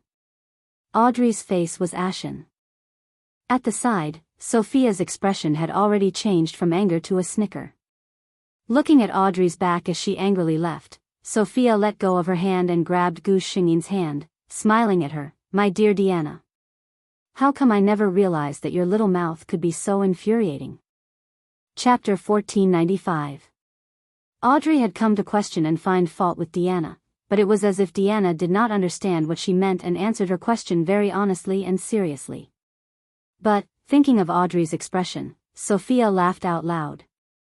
Deanna's serious manner of praising her for her talent in studying was simply too cute. Seeing Sophia like this, Gu Xingyin could only smile helplessly. She looked at Audrey's back from afar outside the classroom and shrugged innocently. She thought to herself, this has nothing to do with me. Audrey was really going to die from anger. When she returned to her room after school in the afternoon, the anger in her heart had not calmed down. She felt that Deanna had done it on purpose. She had deliberately made her lose face and let others secretly laugh at her. She took out a harp from her storage device. Originally, Audrey liked this harp the most, but now, she wanted to throw it away when she saw it. It was Deanna who had made her lose face so much. The more she thought about it, the angrier she became. Finally, she could not help but raise the expensive harp and smash it to the ground. The harp fell to the ground and made a huge impact, which woke Audrey up. Looking at the broken harp on the ground, she stared blankly for a while. Finally, she could not help but cover her face and cry out loud. In fact, Audrey had thought too much. The mermaids did not have time to laugh at her. Moreover, for what happened during the day, they would at most sigh that Deanna was really amazing. They would not go so far as to laugh at Audrey. Moreover, this matter was caused by Audrey alone from the beginning to the end. Originally, Gu Xingyin was sitting there in class properly, but Audrey wanted to be in the limelight. It was fine if she wanted to be in the limelight, but she also wanted to see Gu Xingyin make a fool of herself. But was Gu Xingyin the kind of person who would casually let others laugh at her? So, Audrey was slapped in the face. No matter who saw this scene today, there was no way to say that it had anything to do with Deanna. Very soon, this week was over. On the weekend, Sophia went to the Imperial Capital's Gene Center for the genetic matching. As she had promised Sophia, Gu Xingyin woke up early, tidied herself up, and walked towards the school gate. After greeting Jack's grandfather, Gu Xingyin and Sophia went out. Sophia's family was already waiting at the school gate. Sophia's parents and brother. Gu Xingyin knew them and greeted them one by one. Sophia's family liked their daughter's gentle and well-behaved friend. They were very kind to Gu Xingyin. In the past, Sophia's mother would definitely chat with Deanna when she saw her. But today was different. When Gu Xingyin looked over, she found that the family was obviously a little absent-minded, or rather, nervous. Indeed, the matter that would decide their daughter's life was about to arrive. No parent would be able to remain calm. When they arrived at the Gene Center, Gu Xingyin was politely asked to wait outside because she was an outsider. She waited outside with Sophia's parents. She watched as Sophia took out her identification card before she followed the staff member who was full of smiles into the building. Gu Xingyin waited for a while and realized that Sophia still hadn't returned. She said goodbye to Sophia's mother and got up to look for the washroom. According to the routine, the male lead appeared. Countdown timer. Please give me a monthly vote. Moi. Chapter 1496. After walking around, Gu Xingyin found that the washroom in this place was really hard to find. She could only helplessly call the system, give me a GPS. Gu Xingyin thought that she was probably the first person to ask the system to do something like this. After coming out of the washroom, Gu Xingyin finished washing up and drove her mermaid scooter outside. The design of this gene matching center led to a long corridor after coming out of the washroom. With the mermaid scooter's normal speed, it would take about 5 minutes to walk. Gu Xingyin slowly walked towards the exit. At the same time, on the other side, two people wearing the Empire's military uniform were slowly walking in this direction. The person in the lead had sculpture-like facial features and a cold aura. At this moment, he was frowning, his sharp eyes impatiently listening to the person beside him. "Marshal, Madam has already urged you countless times to find time to come here for a gene matching, you." He coldly interrupted the adjutant beside him. "Okay, Yashi, we came here today for official business, not for my private life." Adjutant Yashi muttered, "If Marshal is willing to spend some time on your private life, I believe the entire Empire will be very happy." Raymond raised his eyebrows. He stopped and looked straight at the adjutant with hawk-like eyes. "What did you say?" The poor adjutant Yashi was silent for a moment under his commanding officer's extremely oppressive aura. In the end, he was defeated and said, "Marshal, I didn't say anything." Raymond nodded in satisfaction and continued to walk forward. Yashi followed behind him with a dejected expression. He had been the marshal's adjutant for 3 years. When the marshal was still a general, he had been his adjutant. However, even after following the marshal for so many years, he still couldn't resist the marshal's terrifying aura. Whenever Marshal Raymond was unwilling to do something, he would coldly stare at the other party without saying a word. Under normal circumstances, there were very few people who could resist the marshal's aura. Just like the matter of finding a partner. Madame Raymond had said many times that although the marshal wasn't old, he wasn't young either. He had long reached the age where he should find a partner. But for some reason, Marshal Raymond didn't care at all about the gene matching that so many officers in the military were looking forward to. He even had some resistance. As his adjutant, Yashi wasn't only talked about by the Redmond family, even His Majesty had privately looked for him and asked him to advise Redmond more. Obviously, they all knew that with Sir Raymond's personality, it was impossible to force him. They could only use persuasion and let him take the initiative to do the gene matching. As Marshal Raymond's most trusted adjutant, Yashi carried the hopes of many people on his shoulders. However, Yashi's adjutant, "You think I'm too important?" If the marshal didn't change his mind, even 100 Yashi wouldn't be able to persuade him to change his decision. Yashi looked up and saw that the marshal had already walked to the front. He came back to his senses and hurriedly quickened his pace to follow behind him. However, Sir Raymond suddenly stopped in his tracks. Chapter 1497. Did something happen? Yashi was confused. He looked ahead with some doubt, but his eyes widened in an instant. Not far in front of the two of them, there was something that was obviously a mermaid's vehicle that was slowly moving in their direction. Yashi's attention was completely attracted by the petite figure. Heavens! How could there be such a delicate and cute little guy in this world? The people of the Empire who had undergone genetic modification were usually taller. In comparison, mermaids were much more petite. That was why Yashi called her a little guy. Yashi looked at the beautiful mermaid slowly walking towards him and felt as if he had been shot by the arrow of the goddess of love. She was really beautiful. Gu Xingyin saw two figures standing in front of her. She looked towards them and saw a very familiar figure at first glance. That man had a tall and straight body. He was wearing the uniform of the Empire's military, with shiny black military boots on his feet, revealing two straight and slender legs. The buttons on his jacket were tightly buttoned to the top. He was obviously a very old-fashioned and serious man. Looking up, it was a handsome face that could make all the mermaids in the Empire go crazy. Of course, the reason why they went crazy wasn't just because this face was handsome, but because this face belonged to Cager Raymond. When Gu Xingyin looked at him, she found that the other's eyes were also on her body. Those deep and bottomless black eyes were calmly staring at her, without a trace of emotion. So Gu Xingyin changed from secretly looking at him to openly looking at him. She also very generously nodded to Raymond. Then, she saw the baby-faced adjutant behind Raymond. The baby-faced and delicate adjutant was looking at Gu Xingyin in amazement. When he saw Gu Xingyin's gaze, his face turned red. He tried to appear calm and showed a graceful smile to Gu Xingyin. Quite a cute person. Gu Xingyin couldn't help but chuckle when he saw how calm the adjutant was even though he was clearly nervous. She gave a very friendly smile to Yashi's adjutant.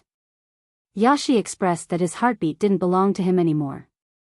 Soon, the cute little mermaid left the place and went to the front hall. Yashi said with an expectant face, "I think I'm favored by the goddess of love."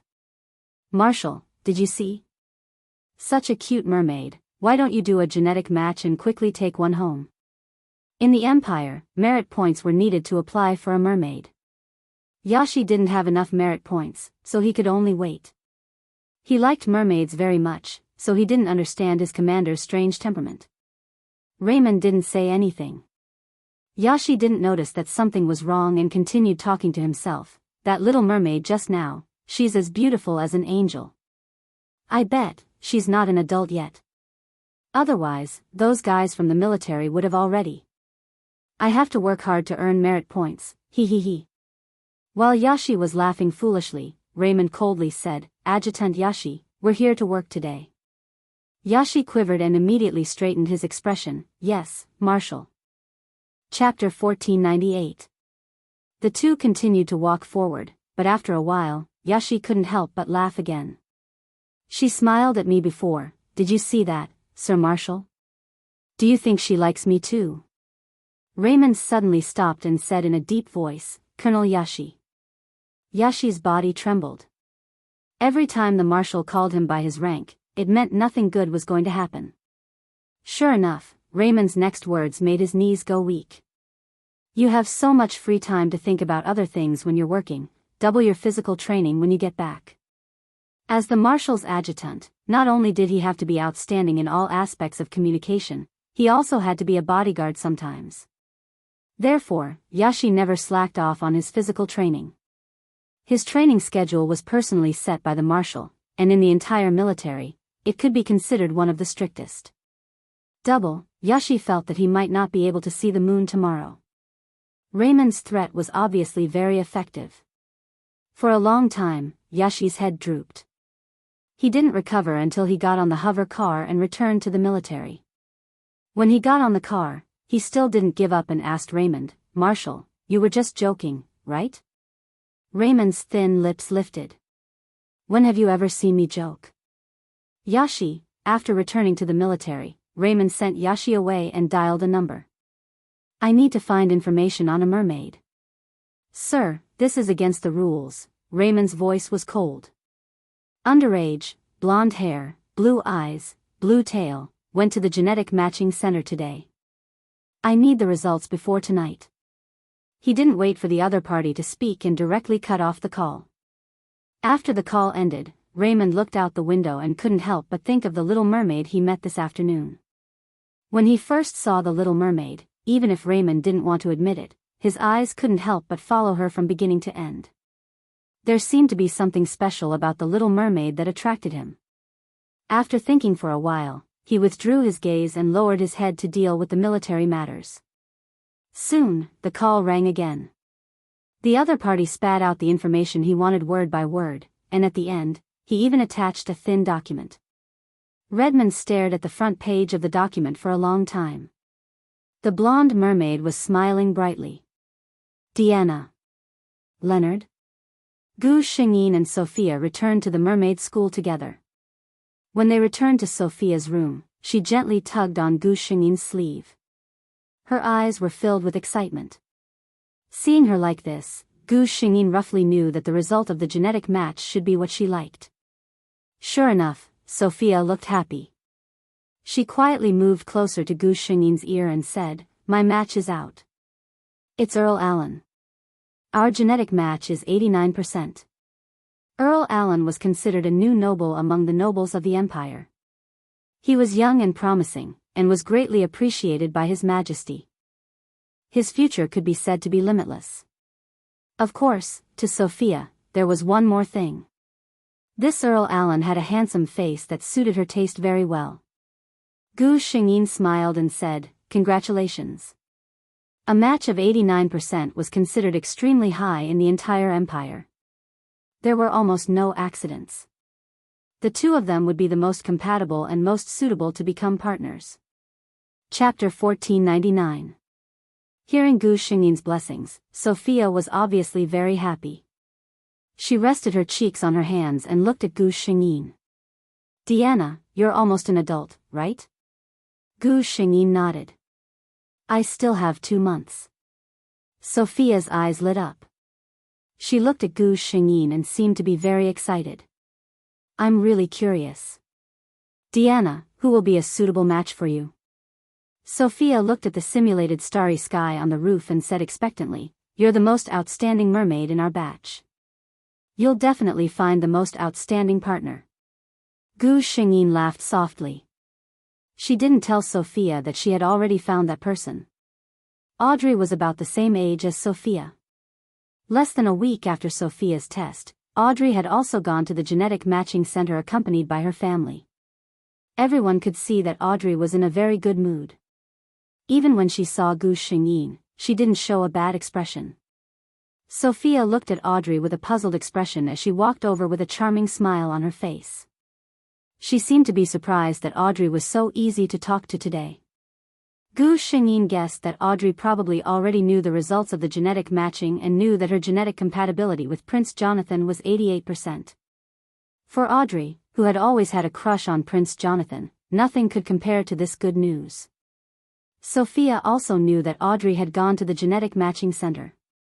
Seeing her like this, she guessed, could it be that Audrey really likes the person she's matched with? Gu Xingyin didn't want to talk about this kind of thing, so she smiled and said, maybe? For the next 2 months, Gu Xingyin's days were rather dull. Just like before, she finished her studies on time every day. During her breaks, she would go out with Sophia and the others and go home to reunite with her family. However, there was one person who saw all of her movements. Raymond didn't know why he would do such a thing. He had only seen the mermaid once, and the two of them had only exchanged a glance. They hadn't even spoken a word. However, ever since he returned, the figure of the mermaid flashed through his mind from time to time. This made him a little upset. Unfortunately, Yashi was not afraid of death. Every few days, he would show up in front of him. It would have been fine if it was just him, but every time, he had to express his longing for the little mermaid that he had only met once and didn't even know her name. Raymond sneered. It must be because the training he gave him was not intense enough. Poor Yashi. In just 2 months, he was living a life worse than death. Even the baby fat on his baby face had disappeared. He knew that his superior was dissatisfied with him in some way, but he was too embarrassed to ask. But no matter how much Yashi thought about it, he would never have thought that the reason he was so miserable for the past 2 months was actually because of his vague desire for the little mermaid whose name he didn't even know. On this day, Redmond's communicator rang. The message sent by the other party made his pupils shrink. Diana had reached adulthood and would be undergoing genetic adaptation at the Genetic Matching Center in 2 days. Chapter 1500. Marshal, haven't you always had a bad impression of the Genetic Matching Center? The straightforward adjutant Yashi expressed that he didn't understand the marshal's decision to go for an inspection today. Redmond glanced at him lightly, and Yashi immediately shut his mouth. All right, since it was the marshal's decision, he just had to listen to him obediently.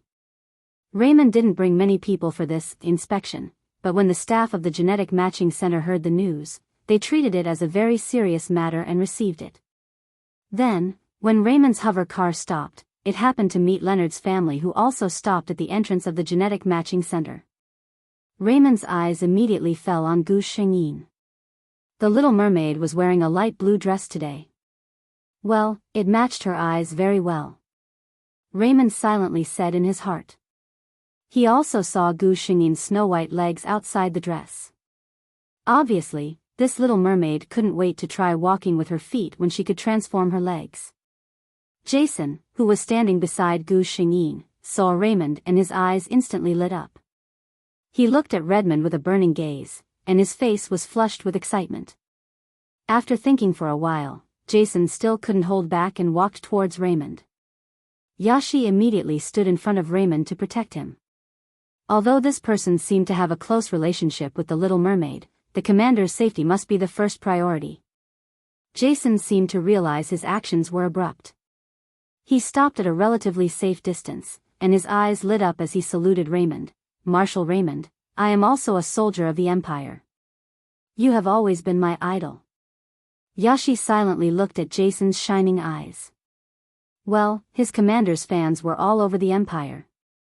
It was really troublesome to meet admirers everywhere. Yashi thought that Sir Raymond would ignore this person.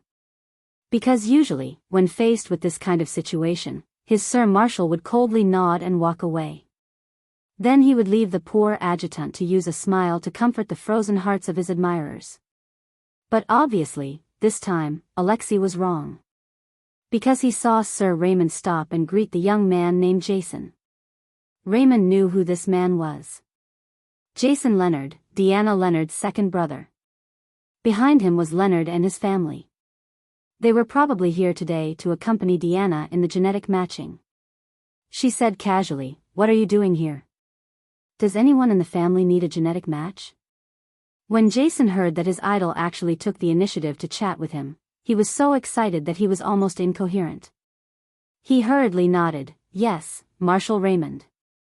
My sister, Deanna, is an adult. Today, our whole family is accompanying her for the genetic matching." As he spoke, he turned to look in the direction of Gu Xingyin. When Raymond heard him talk about Deanna, his face was full of pride. Sure enough, as the information said, the little mermaid was a treasure in the hands of the Leonard family. He glanced at her face openly, and then said, "I wish the little girl good luck." Jason's face showed a smile, obviously very happy. "Thank you for your blessing, Sir Marshal. Then, I won't disturb you." He was obviously very good at reading people's expressions, and he could see that Raymond still had something to do. Raymond nodded and didn't look in the direction of Gu Xingyin again. He directly walked through the door under the respectful gaze of the staff. Chapter 1501. When Jason returned to Gu Xingyin's side, he was so happy that he was about to fly. Fortunately, Leonard's entire family knew of his fanatical worship of Marshal Raymond, so they didn't find it strange to see him so excited, which was completely different from his usual indifference. Gu Xingyin glanced at him and said with a smile, "Second brother, why are you so happy?" Jason tried his best to keep a straight face and nodded solemnly. "You can't understand my feelings, Deanna." Gu Xingyin shook her head and laughed. When they came to the genetic matching center, there were already staff waiting there because they had already informed them in advance. During the genetic matching, other people couldn't go in with them. Casey reached out and hugged her daughter nervously. "Deanna, don't be afraid, we are all here waiting for your good news." Gu Xingyin listened to Casey's slightly rapid heartbeat and laughed in her heart. Who was the nervous one? She followed the staff to a pure white place where many instruments were placed. "Dear Miss Leonard, we first need to do a full-body examination for you." Raymond sat at the top and listened absent-mindedly to the official in charge of the genetic matching center who was reporting to him. Damn it. He had no interest in these so-called biological sciences at all. The official's mouth was dry, and after he finished speaking, he lowered his head slightly and waited for the marshal's instructions. However, for a long time, he didn't hear any sound from the top. The official couldn't help but quietly raise his head and look at the marshal. Raymond was frowning as if he was thinking about something. Was the marshal not satisfied with his performance just now? The official broke out in a cold sweat from the conjecture he had made up. He thought for a moment and said carefully, "Sir Marshal, do you think there's anything we need to improve on in our work? Dead or alive, at least give me a definite answer." Raymond came back to his senses. In fact, he was completely distracted just now and didn't listen to what this person said at all. Even if he listened, this person kept talking about amino acids and chromosomes. As a graduate of the Empire's military academy, he really wasn't good at it. At last Raymond opened his mouth to the officer's expectation. But what he said had nothing to do with the report just now. "I see that there are several mermaids who came for genetic matching today." The official from the genetic matching center was stunned when he heard this. He thought to himself, does the marshal mean that he wants to see our practice? Fortunately, he had done his homework and quickly said, "Yes, Sir Marshal. Today, 2 mermaids who have just reached adulthood will come to us for genetic matching." Raymond said calmly, "Oh? Are the results out yet?" The official's heart skipped a beat as he said, it's still being tested, but it should be about time now. Raymond placed one hand on the table and tapped it with his index finger. He didn't say anything. The official was suddenly enlightened. He said, "Do you need to take a look at our matching results?" He was just taking a gamble, but he didn't expect to see approval in the marshal's eyes as soon as he finished speaking. The official was relieved. Although he didn't know what the marshal was planning, he still hurriedly asked someone to bring over the 2 latest results. Chapter 1502. Raymond looked at the 2 thin pieces of paper with an indifferent look on his face. He casually took one and glanced at it. Well, it wasn't Deanna. The name of the person from the Empire who matched her seemed a little familiar, but Raymond couldn't remember it at the moment. That wasn't important. Raymond glanced at it roughly, then picked up another piece of information as if nothing had happened. With just one glance, his pupils shrank. Deanna Leonard's genetic compatibility with Jonathan, Prince of the Empire, had reached an extremely high 93%. With a genetic compatibility of more than 90%, the probability of the offspring being able to give birth to a more outstanding offspring could almost reach 80%. Raymond and Jonathan had a good relationship. Seeing that the other had found the most suitable mermaid for himself, he should be happy for him. However, Raymond didn't think so at the moment. He felt as if there was a fire burning in his heart. He wanted to impulsively tear the information in front of him to shreds, wanted to reject this conclusion, in fact, what he wanted to do most was to replace the name next to Deanna's on the information with the highest genetic compatibility with his own name. His heart suddenly relaxed. So that was what he was thinking. No wonder his mind couldn't help but be attracted to the little mermaid named Deanna at first sight. No wonder he couldn't help but think of her appearance after the first time they met. So it wasn't because of some damned special attraction, but because he had fallen in love with that little mermaid. But now, this little mermaid's genetic compatibility with someone else had reached an extremely high 93%. And that person was a very good friend of his. Raymond's eyes darkened. "Jonathan, I'm sorry." He would never let go of the person he liked, no matter who the other party was. So his thoughts were only for a moment. In the eyes of others, the marshal took the 2 pieces of information and casually glanced at them, then didn't say anything. The official began to ponder the marshal's meaning again. Then he heard the marshal nonchalantly say, "Jonathan has waited for so many years, and finally, a mermaid with a very high genetic compatibility with him has appeared." The official obviously knew that Prince Jonathan and the marshal were friends. Hearing this, he thought Raymond was happy for His Highness the Prince. He nodded and said, "Yes, Marshal. Speaking of which, this is the second mermaid that His Highness Prince Jonathan has encountered in the past 3 months with an extremely high genetic match." Raymond raised an eyebrow. "Oh." The official could tell that His Excellency the Marshal seemed to be interested in this, so he quickly continued, "Previously, a mermaid who had just reached adulthood came here for a test, and the result was that her genetic match with His Highness Prince Jonathan was 88%. As you know, this is already an extremely high degree of compatibility." Raymond nodded. Although he had never been interested in this, there were several elders in the family who were very concerned about this. They had been nagging him about this, and even if Redmond didn't want to understand, he already knew the basics.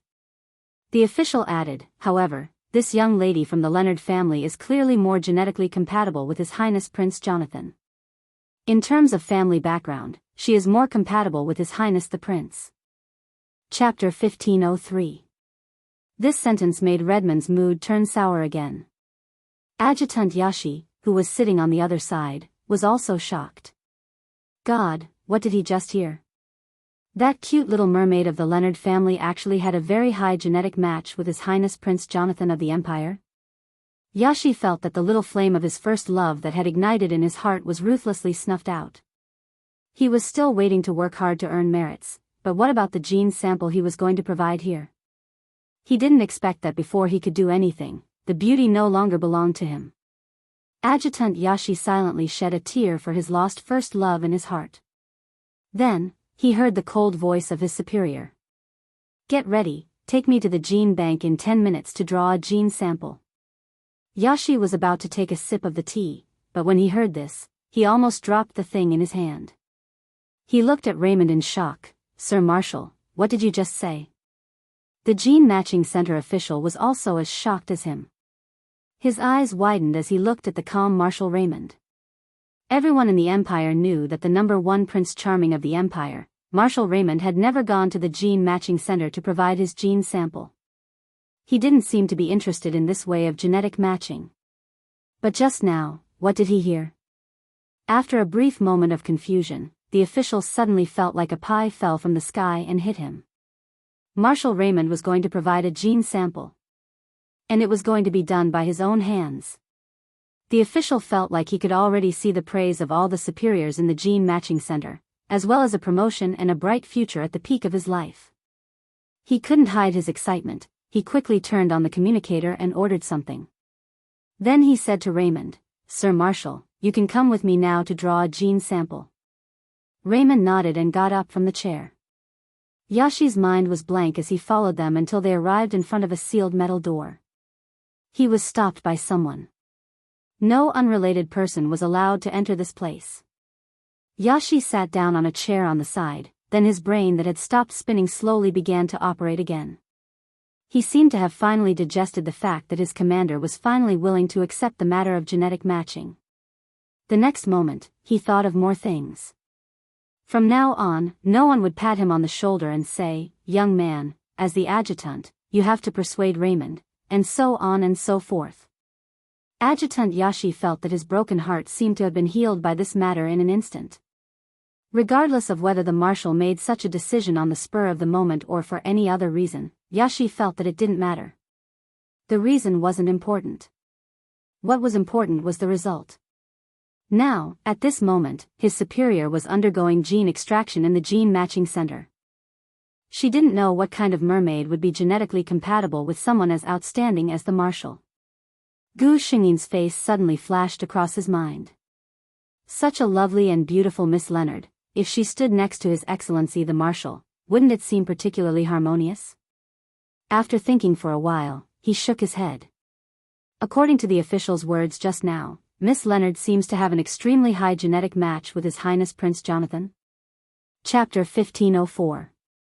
Adjutant Yashi didn't know what percentage the genetic match between Miss Leonard and Prince Jonathan was, but from his tone, it was much higher than 88%. Such a high genetic match was almost impossible to surpass. Alas! Adjutant Yashi looked at the snow-white wall above and thought to himself, "I don't know when I'll be able to gather enough merits to find the mermaid I'm destined to meet."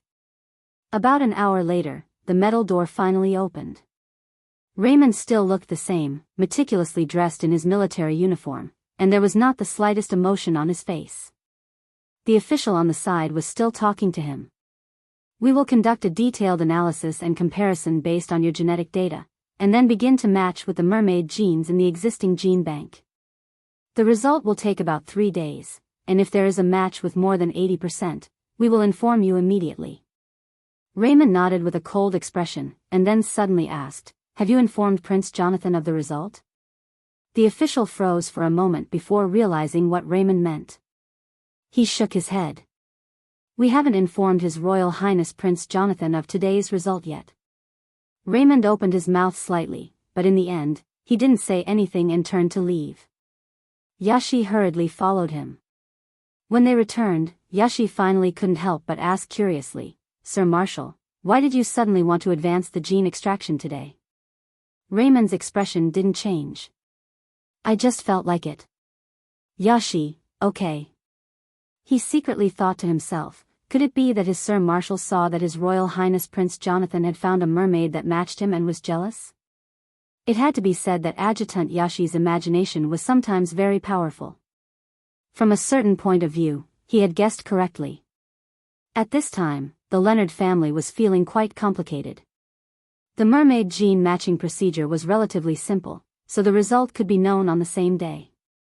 The Leonard family now knew that Diana's genes had reached a 93% match with His Royal Highness Prince of the Empire. His Royal Highness Prince Jonathan was one of the famous golden bachelors of the Empire. It was said that he had a very gentle personality and was very popular with mermaids. He was a very good husband candidate.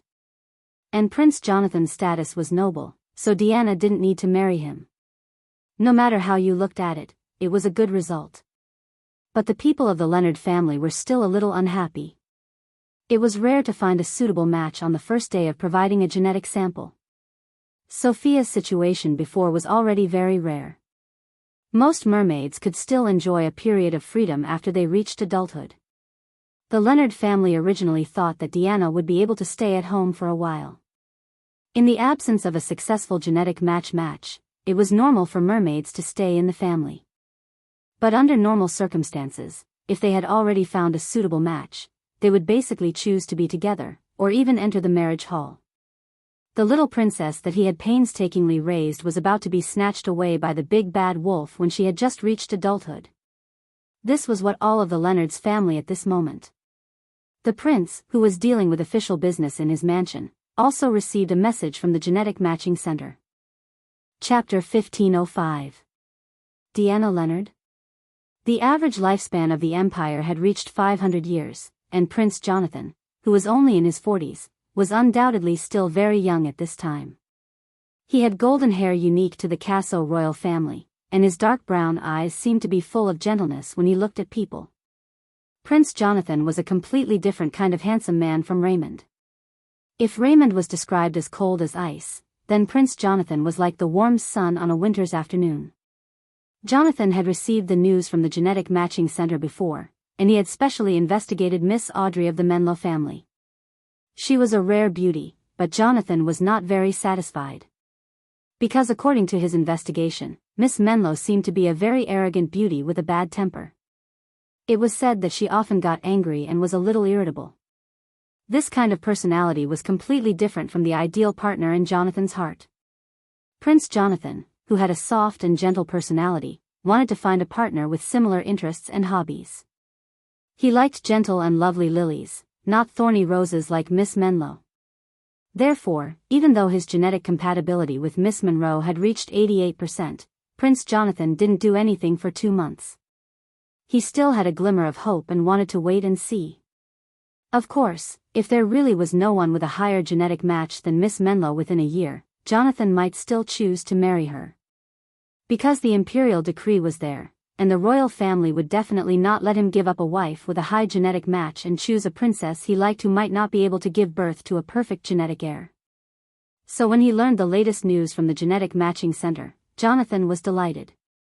He was very curious about this mermaid who was so genetically compatible with him. In the Casso Empire, if the genetic match between the two parties could reach more than 90%, they would basically be called a match made in heaven.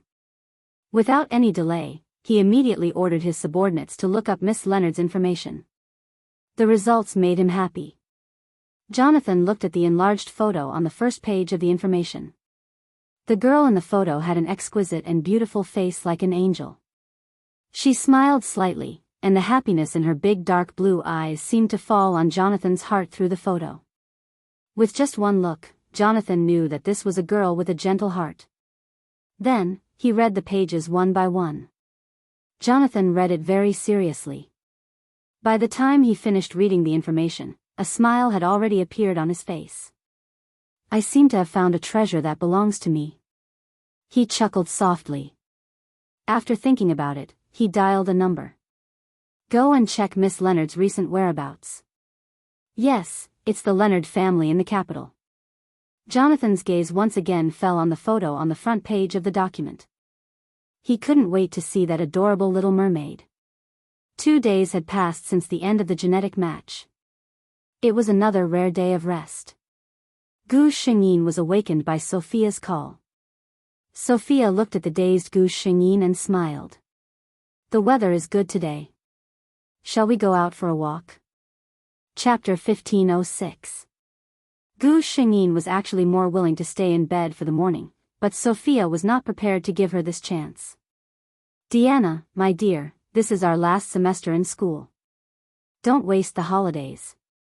Sophia dug her out of the quilt. Gu Shengyin sat up on the bed in a daze. Her soft blonde hair was a little messy at this time, and her big blue eyes were blank. Her red lips were slightly pouted, and she looked very dazed. Sophia glanced at her, then looked at her again. She could not hold it in any longer and leaned over to kiss her on the cheek. This time, Gu Xingyin's sleepiness flew away. However, she still didn't react. She stared blankly at Sophia. "What are you doing?" Sophia clutched her chest and looked at Gu Xingyin.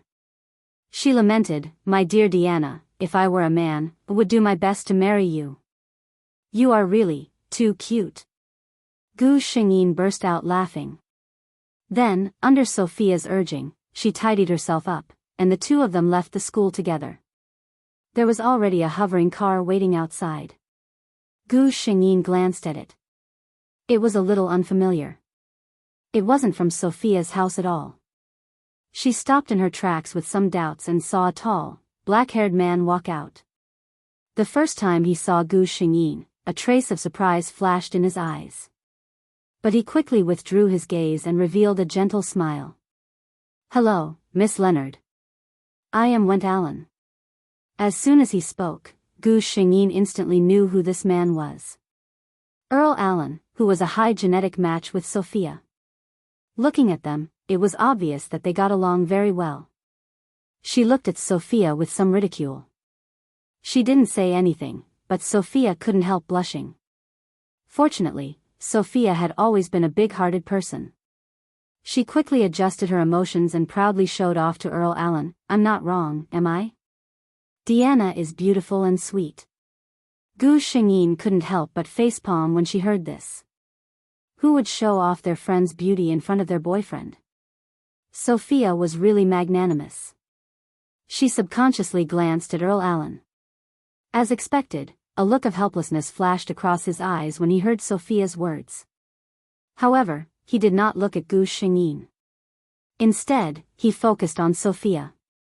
Gu Xingyin could easily tell that this man had feelings for Sophia. Then she saw a smile on Earl Allen's face. He nodded and said, "Yes. Miss Leonard is very beautiful and gentle." However, even though he was talking about Miss Leonard, his eyes were always on Sophia. Gu Xingyin, it was simply unbearable to watch. Could it be that Sophia had invited him here to watch their public display of affection? Didn't she know that she had experienced this kind of thing too many times? How could the boat of friendship capsize so easily? Although she was complaining, Gu Xingyin was still happy for Sophia. This Earl Allen seemed to be a very good man. Sophia dragged Gu Xingyin along as they shopped around the central area of the imperial capital. Both of them were not short of money, and whenever they saw something that they liked, they would lay their hands on it. Earl Allen, who had been following behind them, had a smile on his face as he played the role of a bag-carrying little brother. Until Sophia couldn't help but shout that she was tired. They all walked with their legs today. For a mermaid who had just reached adulthood and was not used to walking with her legs, walking and shopping was really not an easy task. "Let's go over there and have a seat." Sophia pointed to a square next to her. Gu Xingyin, on the other hand, did not feel tired. She nodded. The three of them were about to walk to the square on the opposite side when a hover car suddenly stopped in front of them. "Miss Leonard." A gentle voice came from the open window. Chapter 1507. The three of them were no strangers to the face that appeared in the car window. After all, Prince Jonathan was a figure who often appeared on the Empire's news. Sophia was stunned. How did His Highness Prince Jonathan know Diana? While she was still in a daze, Prince Jonathan had already gotten out of the car. He wore a baseball cap on his head and casual clothes on his body. He looked no different from the fashionable young people on the streets. It was obvious that he had put on a disguise to a certain extent. He couldn't tell at all that he was wearing a suit and looking elegant on TV. As a noble of the Empire, Earl Allen subconsciously wanted to salute Prince Jonathan the moment he saw him, but he was stopped by Jonathan. "I've spent a lot of effort to disguise myself. Don't expose me." Prince Jonathan's tone was full of amusement. The three of them became a four of them. To be honest, the three of them were naturally estranged from this prince who had suddenly joined. Jonathan had obviously noticed this as well. When he arrived at the square, he suddenly walked to Gu Xingyin's side and said, "Miss Leonard, do you mind talking to me alone? Gu Xingyin smiled at him and the two of them went to an open-air beverage shop not far away. Sophia heaved a sigh of relief when the two of them left. Although His Highness Prince Jonathan looks very kind, I'm still a little nervous, she said. She found it a little strange. I've never heard Deanna mention that she knows Prince Jonathan. Duke Alan looked at the backs of the two of them thoughtfully. He reminded Sophia, didn't you say that Miss Leonard went for a genetic match not long ago? Sophia nodded. Yes, just a few days ago. Wait. She widened her eyes and looked at Alan. You mean? Alan nodded. It shouldn't be wrong. Sophia couldn't help but turn her head to look over and see that the two of them had already sat down. She was a little excited. I really didn't expect Deanna and His Highness Prince Jonathan, that's my Prince Charming. Sophia's tone was dreamy. Earl Alan, he felt helpless when it came to his future wife. However, Earl Alan looked at the two figures in the distance with some doubts in his heart. Unsurprisingly, the merfolk would know the result on the day of the genetic match, so Miss Leonard should have known the result of her match with His Highness Prince Jonathan long ago. However, she did not share it with Sophia. Normally, good sisters like them wouldn't hide any good news from each other. And if he wasn't mistaken, Miss Leonard didn't show much shyness or excitement when she saw Prince Jonathan. This was clearly abnormal. Something that Alan could see. At this moment, Jonathan, who was sitting opposite Gu Xingyin, could naturally tell. This Miss Leonard did not seem to have any romantic feelings for him. For the first time, Jonathan doubted his own charm. He decided to get straight to the point. Miss Leonard, you should already know about the genetic match, right? Gu Xingyin nodded. Seeing that she was unwilling to say anything more, Jonathan could only continue to take the initiative. Then I'd like to ask, what does Miss Leonard think of this? Gu Xingyin thought to herself, are all the people of the Casso Empire so straightforward? Can she say I have no thoughts about you? Chapter 1508. But with Prince Jonathan staring at her with such a burning gaze, Gu Xingyin obviously couldn't ignore it. So, under Prince Jonathan's expectant gaze, Gu Xingyin shook her head innocently.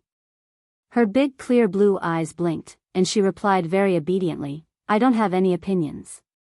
Jonathan, the little mermaid in front of him who had just reached adulthood, didn't seem to be able to understand what it meant to be a partner. He looked at her innocent and pure face, and for a moment, he had the illusion that he was going to lead a child astray. Jonathan was even a little conflicted about whether he should tell her what such a high genetic compatibility meant. What was certain was that Miss Leonard didn't seem to be ready to be his partner. Jonathan was a little annoyed. But he was very satisfied with Gu Xingyin. Her family background, her appearance, and her temperament all made him very satisfied. Jonathan felt that he should make it clear to the person in front of him.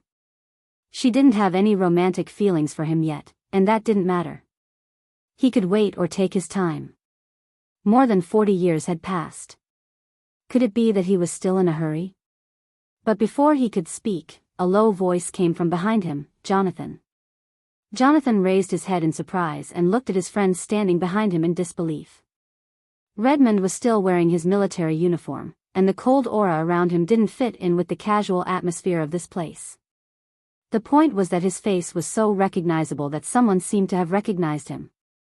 Jonathan instantly forgot what he was going to say to Gu Xingyin, and he didn't have time to think about why Raymond was here. Seeing that someone had come over, he quickly got up and said to Gu Xingyin and Raymond, get out of here. Gu Xingyin almost instantly understood what he meant. She looked at Raymond helplessly and said, Marshal, it seems that you don't know the appeal of your face in the Empire. While they were talking, someone had already approached, and they could faintly hear the screams of mermaids. Jonathan took a step forward, then looked back at the two people who hadn't moved yet, and shouted, don't just stand there, let's go. My hover car is over there. Gu Xingyin subconsciously walked forward, but her hand was caught by a warm palm, and then a force was applied. She felt her body float up, and when she came back to her senses, she was lying on Raymond's back. Raymond didn't look back. You mermaids are too weak, I'll carry you faster. Gu Xingyin felt his chest vibrate slightly when he spoke, and couldn't help laughing. This man was really a man of action. Raymond's stamina was indeed excellent. In less than 2 minutes, he had caught up with Jonathan in front of him. Jonathan turned his head to look at Gu Xingyin, who was being carried on Raymond's back, and a strange feeling flashed through his heart. But he didn't have time to think about it. The three of them ran to the hover car, and Jonathan pressed the control button, finally shaking off the people behind them. No one noticed that there was a mermaid where Jonathan and Gu Xingyin were sitting and chatting. She had been silent before, and now she was angrily looking at their backs. Chapter 1509. Jonathan let out a sigh of relief and complained, "Raymond, next time you come out, at least put on a disguise." Redmond frowned when he heard Jonathan's words. Clearly, he didn't understand. He said, "Actually, I don't know why we ran, Jonathan." If Jonathan hadn't yelled at him to leave, he wouldn't have had to do this. He knew that it was because the people were very enthusiastic, but everyone respected each other. As long as he showed that he didn't want to be disturbed, they would leave quietly. It wasn't the first time he encountered this kind of thing. Hearing Raymond's words, Jonathan helplessly put his hand on his forehead. He could roughly guess that those fanatical people didn't do it because they understood. It was because of Raymond's terrifying aura that they didn't dare to get close. Now that it was quiet, he asked, "Raymond, why are you here?" This was the central business district of the capital. Based on his understanding of Raymond, he shouldn't like this kind of place. Raymond lowered his eyes. In fact, he didn't know why he put down the things in his hands and ran over when he heard that Jonathan and Deanna were meeting. Maybe he was a little panicked. Deanna knew that he had a high genetic compatibility with Jonathan, and he also knew what kind of mermaid Jonathan liked. So he was afraid that Deanna would agree to something with Jonathan. He said faintly, "Nothing. I just wanted to buy some things." His attitude was a little cold, but Jonathan didn't care at all. He had known Raymond's bad temper for a long time. After that, Raymond sat quietly and listened to Jonathan and Gu Xingyin, who was sitting next to him, chatting. Most of the time, it was Jonathan who started the conversation, and Gu Xingyin would answer him when he smelled something. This allowed his heart, which was in his throat, to settle down. It seemed that they were still strangers. Raymond made up his mind. He would wait for the results of the genetic compatibility tomorrow. If he and Deanna were very compatible, then it would be for the best. If their genetic compatibility wasn't as good as Jonathan's, Redmond hid the anger in his eyes. "Then I'm sorry, Jonathan." Redmond was as stubborn and domineering as his appearance. Whatever he wanted, no matter if it was a mortal or an object, he would never allow it to belong to anyone else. Gu Xingyin sent a message to Sophia to explain her current situation and did not say anything else. Jonathan was a little annoyed. The perfect date he had in mind was not like this at all. However, Redmond remained in his hover car and had no intention of getting down. Gu Xingyin was the first to say goodbye. "It's still early. We can have dinner together." Jonathan urged him to stay. Gu Xingyin shook her head. "My friend Sophia has returned to school. I promised to go with her." Jonathan had no choice but to send Gu Xingyin back to school. When she got out of the car, Gu Xingyin felt her ears heat up.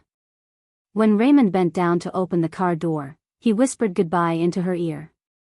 Sophia was waiting for her at the school gate, and Earl Allen was standing beside her. "Deanna." Sophia finally heaved a sigh of relief when she saw Gu Xingyin. Chapter 1510. Gu Xingyin said goodbye to Jonathan, and the two of them said goodbye to Earl Allen, who had been waiting here, before walking into the school. As soon as they entered the school, Sophia smiled mysteriously at Gu Xingyin. "Tell me honestly, Deanna, what is your genetic compatibility with His Highness Prince Jonathan?" Gu Xingyin replied, 93%. "My God!" Sophia exclaimed. She looked at Gu Xingyin, her eyes full of smiles. "My dear Deanna will soon become the prince's wife." Gu Xingyin looked at her helplessly. "Don't talk nonsense." Sophia only thought she was shy. But Gu Xingyin knew that she couldn't marry Prince Jonathan. Raymond couldn't watch her marry Jonathan without doing anything. She had the confidence. The two of them walked towards the dormitory, laughing. At the same time, in another dormitory in the mermaid school, a gloomy Audrey opened a communication channel. I want to know who the mermaid Deanna Leonard's genes are most compatible with. This was originally a secret, but the House of Menlo happened to have a clansman working at the genetic matching center, so Audrey knew something that others didn't. She cut off the communication and sat on the bed with some irritation. Today, she was going to take advantage of her rest time to go out and buy some beautiful clothes in preparation for meeting Prince Jonathan in the future. Although Prince Jonathan didn't contact the House of Menlo 2 months after the match results came out, Audrey had always been very confident in herself. She felt that she would become the prince's wife sooner or later. Until today. She sat on the other side of the bench, watching Prince Jonathan talk very attentively to the most annoying Deanna. Seeing him being very gentle with Deanna and listening to the conversation between them, Audrey felt a great crisis. Listening to Prince Jonathan's tone, Deanna's genetic compatibility might be higher than her own? How could it be? Audrey didn't want to believe it. She was no longer in the mood to buy things. She hurried back and contacted the person in the family to find out what was going on. The results came out quickly. Audrey looked at the bright red 93% on the communication channel, and her heart was filled with hatred. It was Deanna again. It was one thing for her to steal his limelight in school. Yet, he wanted to snatch away the person he liked. Why was she so annoying? Audrey sat alone in the room for a long time. She made a decision. If only Deanna wasn't here anymore. She would be the most outstanding one among this batch of mermaids, and the one with the highest degree of compatibility with His Highness Prince Jonathan in the entire empire. Gu Xingyin received a system notification, saying that the target's aggro had reached an extremely high level. She knew that this was the beginning of the plot. Soon, Audrey would come to ask him out, right? Gu Xingyin guessed that Audrey would soon start, but he didn't expect her to be so unbearable. The next day, Audrey came to Gu Xingyin in private.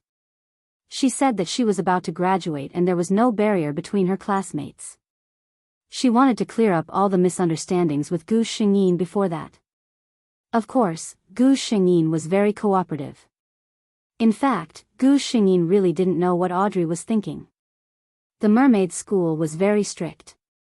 She came to her so openly and asked to go out with her. If something happened to her at that time, how could she escape responsibility? Chapter 1511. It was probably because the merfolk in this world were too well protected. They didn't even have much experience in doing bad things. And Audrey wanted Deanna's life because of a moment of impulse. But no matter what the reason was, she did make a move on Deanna and caused irreparable consequences. This alone was a sin that couldn't be offset in any way. At noon the next day, in the office of the Imperial Legion's Commander-in-Chief, the communicator that Raymond had been waiting for all day finally rang. For the first time in his life, Raymond felt a trace of nervousness. He picked up the call. Hello? After classes the next day, Gu Xingyin finished his dinner and went for a walk before arriving at a very secluded man-made lake in the school. This was the place where Audrey asked her out. Of course, Audrey actually wanted to ask Gu Xingyin out, but the school was too strict. Unless there was a very urgent matter, the students were not allowed to go out outside the holidays. This was also for the safety of the merfolk. Although the imperial capital was relatively safe, it was still very dangerous for a merfolk to go out at night. Gu Xingyin walked to the destination. There was a small stone pavilion here. Sitting in the stone pavilion, she could clearly see the reflection of the moon on the clear surface. Next to it was a very lush bamboo forest. The street lamps were a little farther away, so this corner was a little dim. When Gu Xingyin walked into the pavilion, she found that this was a surveillance blind spot. It seemed that Audrey still had some brains. Why did you choose this place, Audrey? Audrey came early and was sitting in the stone pavilion. Gu Xingyin went to sit opposite her. Audrey seemed to smile and said, "Because there's no one here." Seeing that the person opposite her was a little confused, Audrey took a deep breath. No one knew that her left hand hidden under the table was holding a laser beam gun that could easily penetrate the stone table. The palm of her left hand was already soaked with her own sweat. Today's decision was indeed very bold for Audrey. He looked at Deanna. The lights were dim, so even though they were very close to each other, she could not see Deanna as clearly as she did during the day.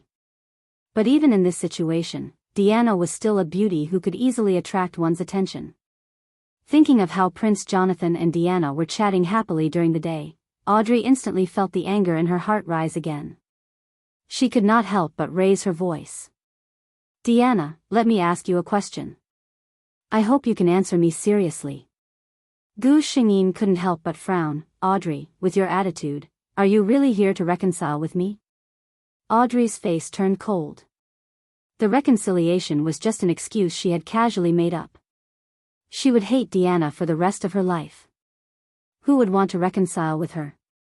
She stared at Gu Xingyin and asked, your genetic match target is Prince Jonathan, isn't it? Gu Xingyin looked shocked, as if he was very surprised that she knew. Seeing her expression, Audrey still felt a little angry even though she knew about it first. She gritted her teeth and said, Deanna, promise me that you will refuse to be with Prince Jonathan. Chapter 1512. Gu Xingyin frowned when she heard this. To be honest, even if she didn't have any good feelings for Prince Jonathan, she would still be very unhappy to hear Audrey's words. It should be said that no one would be happy to hear such rude words. Her face also relaxed, and she said to Audrey, Audrey, do you know what you're talking about? What right do you have to interfere with my decision? Audrey was a little emotional. Without saying a word, she took out the laser beam gun hidden under the table and pointed it straight at Gu Xingyin. Do you agree? If you don't agree, I don't mind fighting you to the death. At such a distance, even if Audrey didn't aim, it would be difficult for Deanna to dodge with the lethality of the laser beam gun. Of course, Deanna couldn't dodge, but Gu Xingyin might not be able to. Gu Xingyin obediently put her hands on top of her head. She seemed to be a little flustered. She looked at Audrey and said, Audrey, what are you doing? Do you know that this is illegal? Audrey saw her scared look, and her heart was suddenly filled with a strange sense of existence. She didn't know what was wrong with her. She felt like she was being controlled by a demon called impulse. She just wanted to follow her heart and make the person in front of her disappear completely from the world. Illegal? Audrey laughed. As long as I don't say it, you can't say it. Who will know what I did? Her face quickly became cold again, and she pointed the gun at Gu Xingyin. You say, do you agree? As long as you promise to refuse Prince Jonathan, I will consider letting you go. Gu Xingyin said calmly, you know, this is not something I can decide alone. Genetic compatibility was an authority. Usually, most of the marriages in the Kaso Empire followed this match, because this way, healthier offspring could be born. Audrey was not moved by her words at all. No, Deanna, you can refuse. As long as the mermaid doesn't agree, even His Highness can't force you. Gu Xingyin's eyes became cold because of her words. She knew what Audrey meant by that. Yes, the Empire was very tolerant of mermaids. Even if the genetic pairing was successful, as long as the mermaid was unwilling, no one could force them to marry. But for such a willful mermaid, basically, no noble with status would marry her. Moreover, her DNA sample would be destroyed by the genetic matching center. In other words, as long as Gu Xingyin dared to do this, her life would basically be ruined. She could either stay single for the rest of her life or marry a poor commoner. Only Audrey dared to say that. Gu Xingyin was about to say something to stall for time, but her gaze suddenly froze. She said calmly, Audrey, I think you need to calm down. Think about it. If you shoot me, what will happen to you? Everyone knows that you asked me to meet you during the day. Audrey's hand trembled and Gu Xingyin shut her mouth. Audrey sneered, don't stall for time, I know. At this moment, a ray of light came from not far away. Someone was coming. Audrey's expression changed greatly, and she looked at Gu Xingyin. You notified someone else? Gu Xingyin spread her hands innocently. I told Sophia that I would meet you tonight. She might be worried about me. It was not just Sophia who came, Audrey even saw the school's patrol team. They were the elite troops sent by the military to protect the safety of the students. Chapter 15:13. Audrey's heart was filled with despair. She knew that she had been exposed. The people on the other side seemed to have realized that something was wrong. They quickly rushed over. Audrey raised her head and saw Gu Xingyin's half-smile.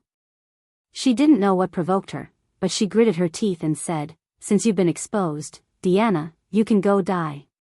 The laser beam in her hand shone brightly and enveloped Gu Xingyin.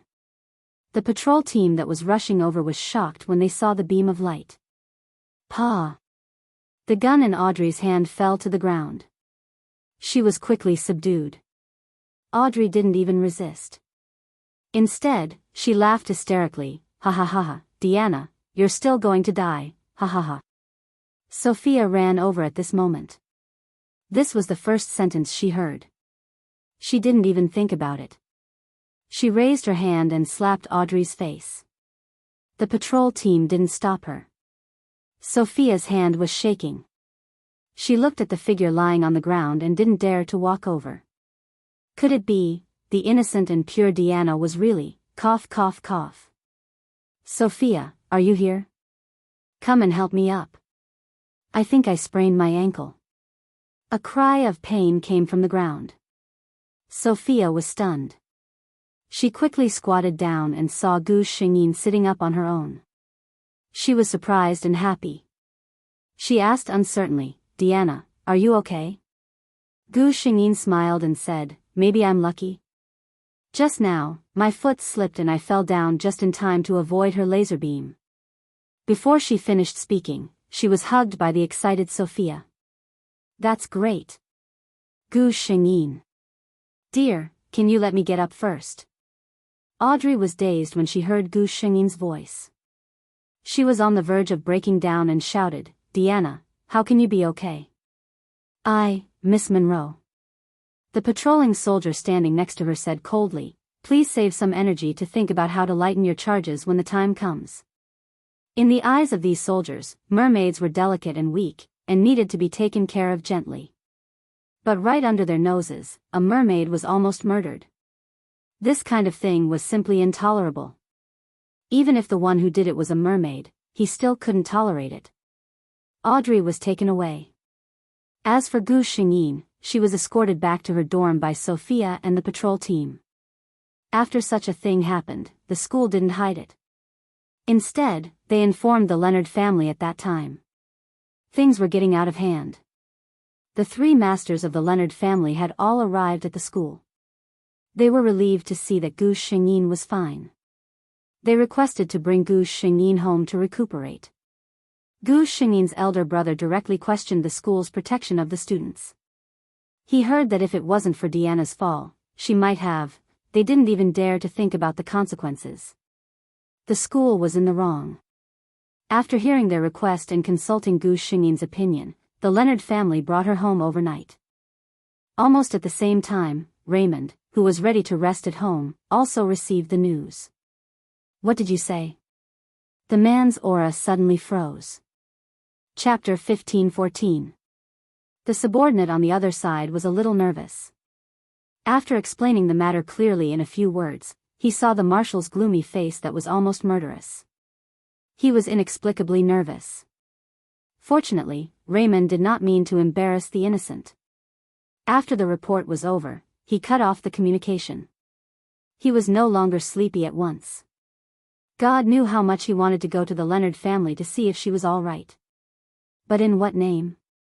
Something had just happened, and he already knew about it. Wasn't it obvious that he was looking for someone to monitor her? Raymond could only endure it. For the first time, he regretted asking the genetic matching center to conceal the degree of genetic compatibility between the two. At that time, he thought that he would find time to tell her in person and give her a surprise. Unexpectedly, there was no reason to visit her now. After thinking about it, he sent a message to the genetic matching center overnight. Enduring it tonight was already the limit. No matter what, he had to go to the Leonard family tomorrow.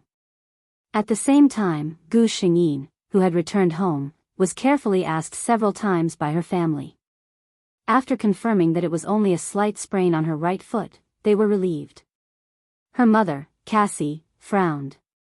She was originally very satisfied with Prince Jonathan. But now, although she knew in her heart that this matter had nothing to do with Prince Jonathan, after all, her daughter was injured because of him. She couldn't help but have some knots in her heart. Gu Xingyin helplessly watched her parents and elder brother circling around her. They didn't listen to her when she told them to rest. In the end, she could only say that she was tired and wanted to sleep. The three of them hurriedly told her to have a good rest before retreating. However, after the three masters of the Leonard family walked out of the room, they did not go to sleep. Instead, they discussed the matter in the living room. This matter can't be let go just like this. Who wants to harm our Diana? So what if they are from the Menlo family? Gu Xingyin's eldest brother, Burton, put away the smile on his face and said in a deep voice. Cassie, who had always been gentle, also had a cold face. Yes, as long as I think that my Diana was almost harmed, I can't help but feel scared. As she said this, the tears that she had been holding back in her daughter's room fell. Anderson comforted his wife and said, "Don't worry, tomorrow I will go to the Mermaid Rights Association to submit an application. This time, no one will be let off lightly." However, this family of three didn't know that they had already made plans ahead of them. The next day, an even bigger surprise awaited them. "What did you say?" Anderson yelled out. He was exercising on the lawn at home when he received a message from the Genetic Matching Center. The content of the message made him stand there in a daze. Anderson was still in disbelief when he cut off the communication. He couldn't care less about training and hurriedly walked over to his wife who was watering the flowers. Casey. Casey straightened up and was somewhat dissatisfied. "Where's your aristocratic demeanor, Anderson?" Anderson ignored his wife's words and said absent-mindedly, "I just received news from the Genetic Matching Center that our Deanna's genetic compatibility with Marshall Raymond is 98%. Casey thought he had misheard. "Who did you say?" Chapter 15:15. Anderson was still a bit agitated. He repeated, "It's Marshall Cager Raymond." Casey's hands went soft. She tried to stabilize her hands. She put the shower head on the ground and didn't let it fall. She said in disbelief, "I remember Marshall Raymond was against genetic matching." Marshall Cager Raymond never went to the Genetic Matching Center to provide a sample. He didn't like genetic matching. This was something the whole empire knew. Anderson also couldn't understand. He said, "I don't know when Marshall Raymond went to provide the sample, but this is the news from the Genetic Matching Center. It shouldn't be wrong." Casey was still a bit stunned. 98%. This was a number that had never been achieved since the establishment of the Genetic Matching Center. What did 98% mean? The genes of the two almost reached a perfect match. It was like their genes were specially made for each other. And the offspring of these two people would completely inherit all the excellent genes of their parents, and perhaps even reach a higher level. This was something that was almost impossible to happen, but it happened just like that. Anderson and Casey were both surprised and happy at the same time. At this time, the housekeeper suddenly sent a message. "Sir, Madam, Marshall Raymond came to visit." The housekeeper's voice was calm and elegant as always. This was the most basic quality of a qualified housekeeper.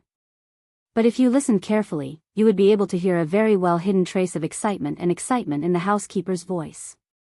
Raymond's title of the Empire's male god wasn't for nothing. Any man would have a dream about the army when they were young. Many people realized it, but even more people, due to various reasons, could only stay in the dream stage. And Raymond was the person who perfectly interpreted their dreams. Anderson and Casey looked at each other. They understood that Marshall Raymond probably knew the result of the genetic matching. They just didn't know what the other party's purpose was. After all, Raymond didn't like genetic matching. This was something the whole empire knew. No matter what, the first thing they did was to welcome Raymond at the entrance. When the two walked to the gate, their eldest son Burton was already standing there and excitedly chatting with Raymond. Anderson took the lead and stepped forward. "Marshall Raymond, welcome to the Leonard family." Raymond nodded at Anderson. "Hello, Patriarch Leonard. He looked at Cassie. Mrs. Leonard. Cassie smiled nervously. Gu Xingyin had slept a little late last night, so she only got up at this time. The moment she woke up, she heard a message from the system. Raymond is here? So soon? Gu Xingyin checked the time. At 8:00, he was indeed a little anxious. The system said, the first thing is that you're injured. It's not easy for him to wait until this morning to come over. The second thing is that the results of your DNA match are out. Gu Xingyin was curious. How many? She estimated in her heart that she should be slightly higher than Jonathan. However, no matter how high she calculated, the result given by the system still surprised her, 98%. Gu Xingyin's eyes widened in surprise. This will probably become a piece of news that will shock the entire empire, right? Chapter 15-16. Gu Xingyin was right. Not to mention that this could be called a perfect genetic match, just the identity of one of the protagonists was enough to make this matter a hot topic throughout the empire. At this moment, Gu Xingyin's communicator rang. Casey's gentle voice came through, Deanna, are you up? If you are, come to the living room, there are guests at home. Gu Xingyin replied, and quickly chose clothes with the help of the robot. After tidying up, she went downstairs. Then she saw Raymond, who was talking happily with her father and brother. Gu Xingyin raised her eyebrows in surprise. She was a little surprised that Raymond was able to chat with them. After all, she thought that what she would see when she went downstairs would be a few people facing each other awkwardly. Seeing her coming over, Anderson said with a smile, Deanna, this is Marshal Raymond, I don't need to introduce you, right? He then turned to Raymond and said, this is my youngest daughter, Deanna. Gu Xingyin stood aside obediently and smiled at Redmond. Hello, Marshal Redmond. Raymond suddenly stood up and walked to her side. The Leonard family was a little surprised by his action.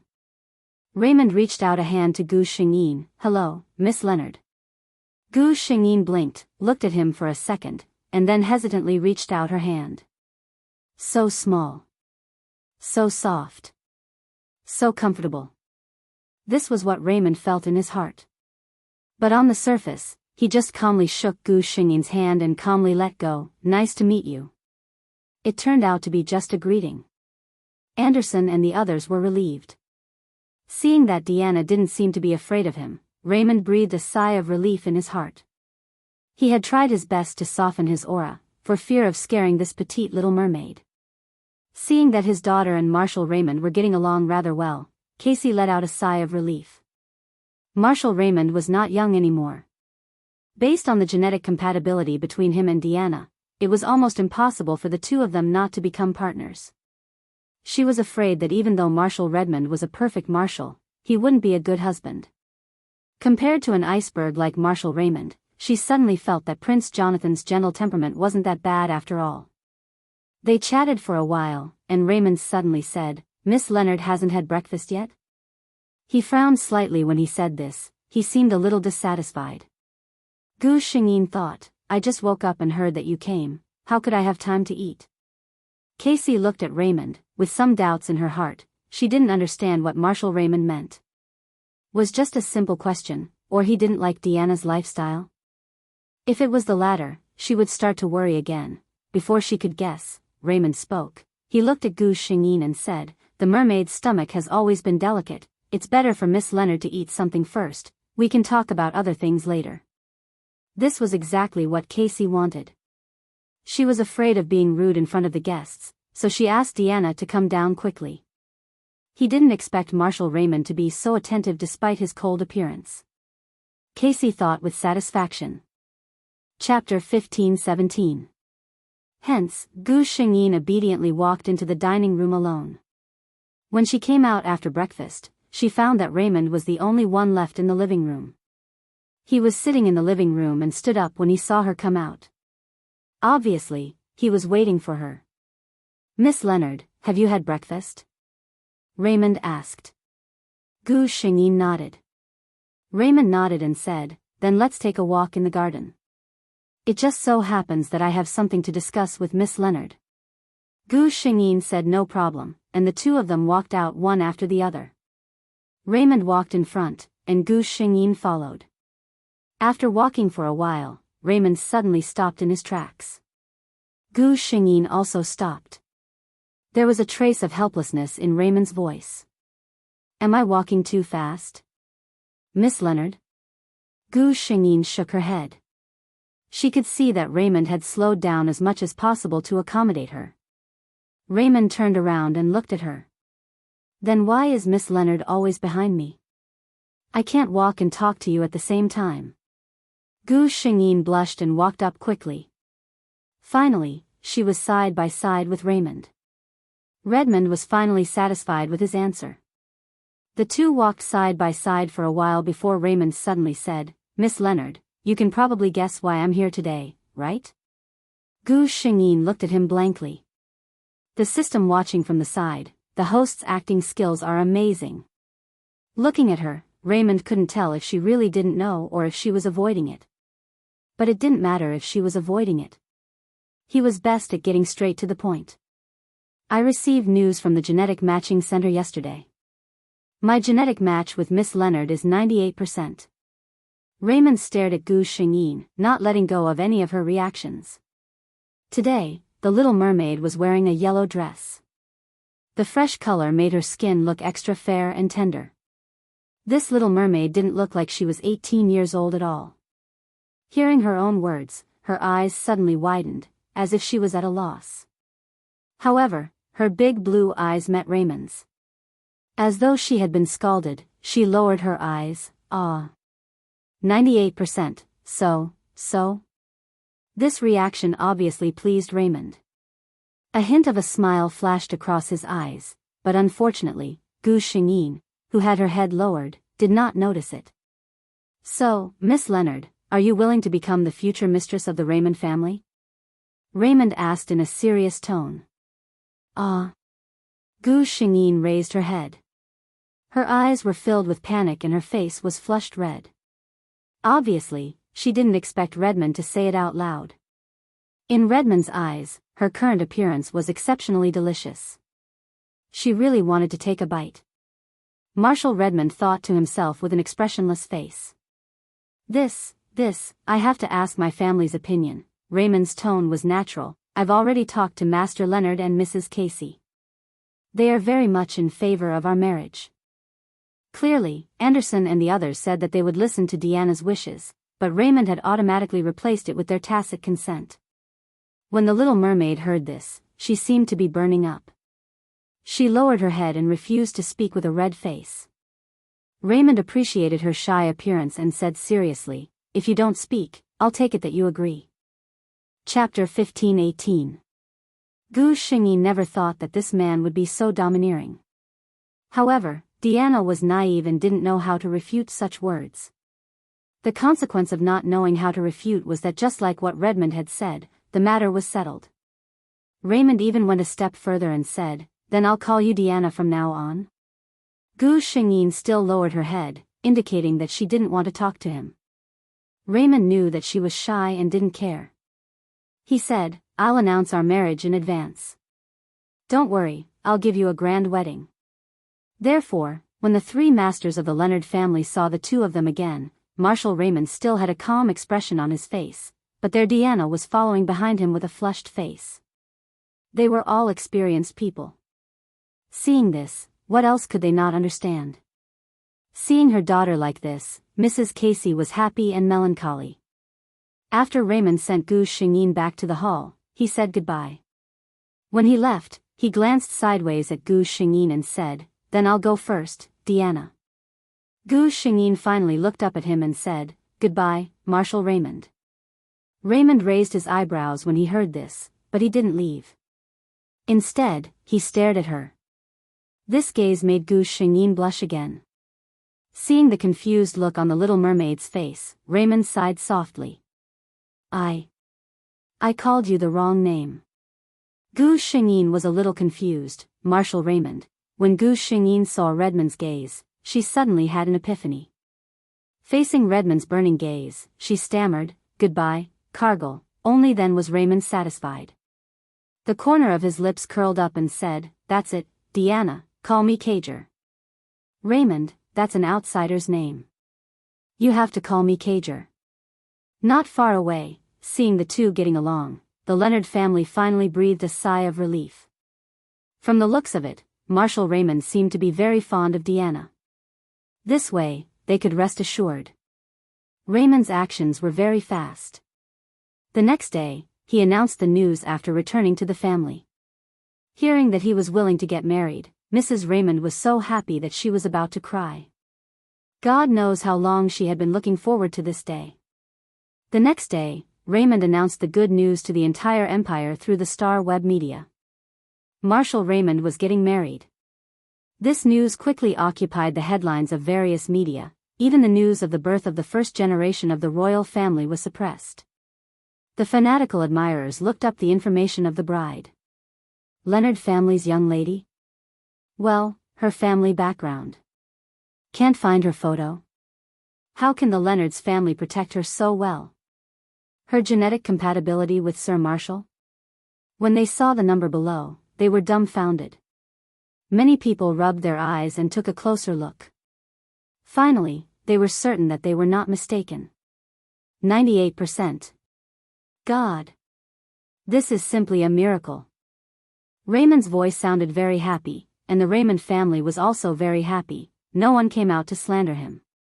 Of course, there were occasionally one or two people who wanted to cause trouble, but they were refuted by Raymond's fanatical admirers. The Marshal had been single for so many years, and he was finally planning to get married. And the bride's genetic compatibility was so high. It was fine if they didn't wish them well, but there were actually people who didn't have eyes and wanted to stir up trouble? Absolutely intolerable. Chapter 15-19. All in all, in the entire Casso Empire, blessings for the Marshal occupied almost the entire mainstream. But there were also some people who were unhappy. For example, Prince Jonathan. He had also received the news from the Genetic Matching Center the day before. After all, this was also related to him. Jonathan was stunned at the time. He didn't expect the bride to be in his heart to have such a high genetic match with his good friend.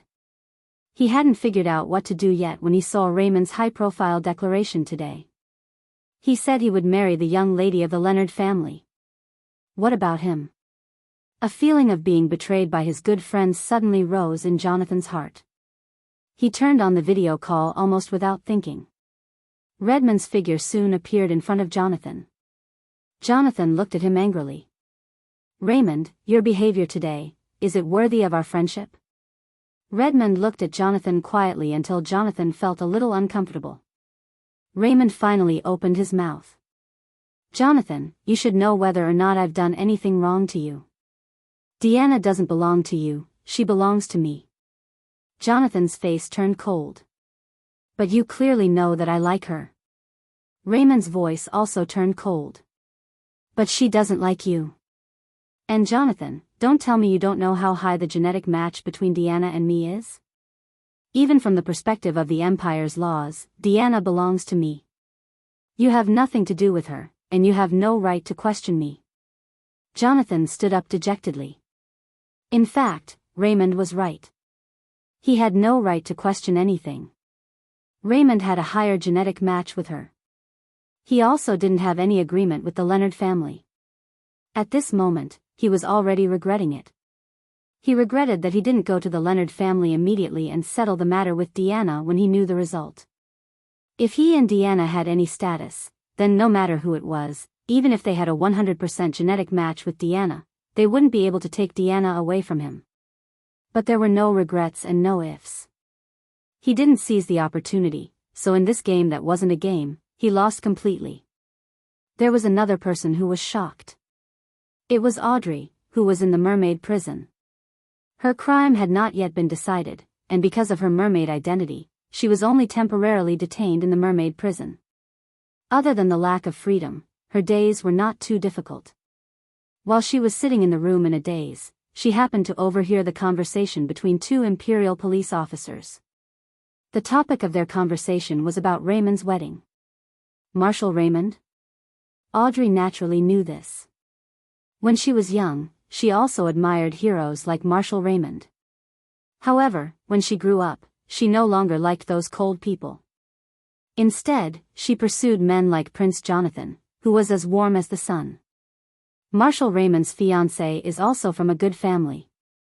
She's actually the daughter of the Leonard family. The Leonard family? Audrey suddenly opened her eyes wide. As far as she knew, Deanna Leonard was the only daughter of the Leonard family that could be considered rich in the capital. Didn't Deanna have a 93% genetic compatibility with Prince Jonathan? She opened the door, and the sudden commotion startled the two people outside. Chapter 15:20. When the two men saw that she was fine, the expressions on their faces became a little impatient. Audrey has always been arrogant and bad-tempered, and she didn't restrain herself much here. Instead, she became even more aggressive. If it was someone else, these two men would have already taught them how to be obedient. But this is a precious mermaid. Her crime hasn't been determined yet, so they didn't dare to do anything. But not doing anything doesn't conflict with hating this bad-tempered mermaid. So when they saw Audrey, they didn't have a good expression on their faces. Audrey wasn't in the mood to argue with them, but asked anxiously, "Who is the mermaid that Marshal Raymond is about to marry?" The two men looked at her anxious appearance and suddenly remembered that this mermaid was sent here because she wanted to kill her classmate. And her classmate, they heard that it was the young lady of the Leonard family. Thinking about it this way, if she was sent to prison, the rest of her life would be ruined. But that Miss Leonard was about to become the wife of the Marshal of the Empire. The two men suddenly showed a smile on their faces. They have long been displeased with Audrey, but they have never had a way to deal with her. This time, there was a way to provoke her. One of them said, "You're asking about Marshal Raymond's fiancée?" Of course, it's the young lady of the Leonard family, the richest family in the imperial capital. When he said this, he had a proud look on his face, as if he had something to do with this matter. Audrey's face turned pale. Deanna Leonard? In fact, how could the newspaper write Deanna's name? But the two men still nodded. Audrey murmured with a pale face, "How is that possible? How could she be marrying Marshal Raymond? It shouldn't be like this." Listening to this woman's strange chatter, the man who spoke earlier frowned and said, "What do you mean by this?" His Excellency Marshal and his fiancée have a genetic match of 98%, they are a match made in heaven. If she doesn't marry Marshal Raymond, do you think you can? Why don't you take a mirror and look at yourself? Do you think you deserve it? He obviously misunderstood Audrey, thinking that she had some ulterior motives for Marshal Raymond. When Audrey heard the 98%, her legs went soft and she sat straight on the ground. She covered her face with her hands and laughed softly. After laughing for a while, large drops of tears fell from her fingers. The two men looked at him, and one of them said hesitantly, "Could it be that this person has gone crazy from the shock?"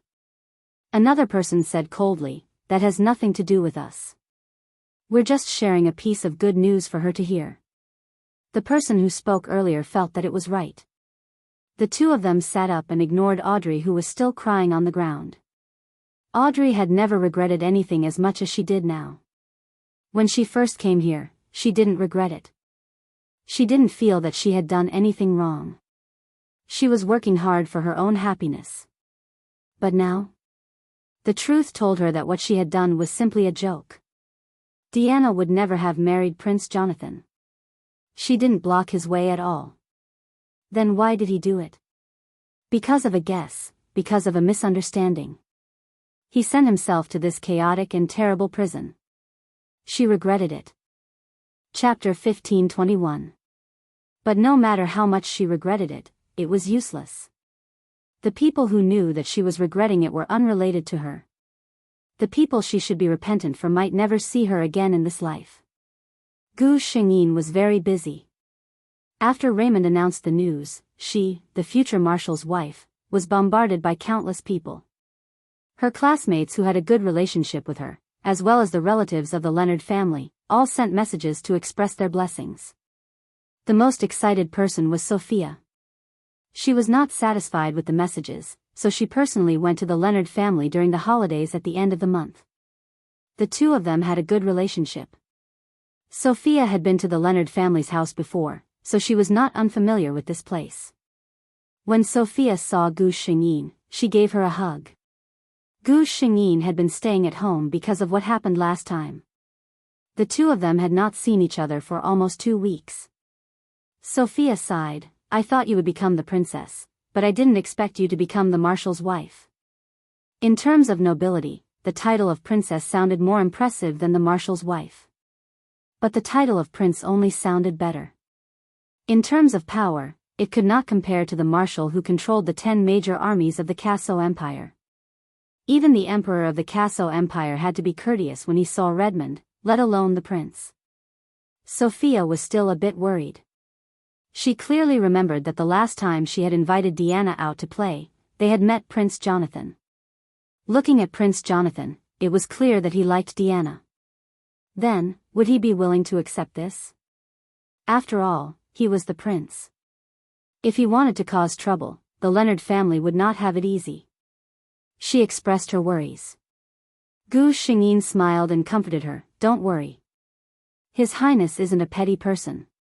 Even if there is something, Kager will take care of it. Kager? Sophia laughed when she heard this. She looked at Gu Xingyin and teased, how long has it been since you guys spread the news? How did it become Kager so quickly? Gu Xingyin blushed and turned away without saying anything. Sophia was left laughing silently at the side. At the same time, in the Raymond family. Lady Raymond was a very beautiful lady. Raymond's father, Raymond Sr., died early. Such a big family was forcibly propped up by such a weak mermaid. Raymond had always respected his mother. Apart from marriage, he had never disobeyed her on anything else. And now, Mrs. Raymond's wish was about to come true. She looked at her son in a very good mood. Kager, you've seen that young lady from the Leonard family, right? What do you think? Raymond looked at his mother, thought for a moment, and said, very good. If it was someone else, Mrs. Raymond would definitely feel that they were being perfunctory. However, she knew her son's character well. The fact that he could say those 2 words meant that he liked Miss Leonard very much. This made Mrs. Raymond even more curious about the daughter-in-law she had never met before. She wondered what a mermaid that Kager liked would be like. Raymond naturally saw through his mother's thoughts. He hesitated for a moment and even put in a good word for Gu Xingyin in front of his mother. Diana is very good. You will definitely like her when you see her. Chapter 1522. Oh my, he's already calling her Diana. Mrs. Raymond thought to herself that this was incredible. Looking at Raymond's appearance, it was clear that he was deeply in love with her. She was very happy in this life. When her husband was here, he was very obedient to her. After her husband left, her son also worked hard and won great glory for her. It could be said that she had no regrets in this life. She kept urging Raymond to get married in the hope that he could quickly find a partner who could accompany him for the rest of his life. Mrs. Raymond wanted her son to be happy, so when Raymond refused the genetic match again and again, she didn't force him. If the partner he found wasn't someone he liked, how could Raymond be happy? But it was good now. Looking at Raymond's appearance, he should be very fond of the young lady from the Leonard family. When you have time, bring her over for mother to see. Mrs. Raymond said. Mrs. Raymond nodded, okay. Gu Xingyin was brought out by Sophia. Sophia was a lively, extroverted, and active person. After hearing that Gu Xingyin's foot injury was no longer a problem and that she had stayed at home for a week, she insisted on dragging her out for a walk. Gu Xingyin was somewhat helpless. Even if she said that she felt that it was good to be alone, Sophia felt that she couldn't be like this. You're an 18-year-old girl, why are you acting like an old lady? Sophia said with a look of disdain.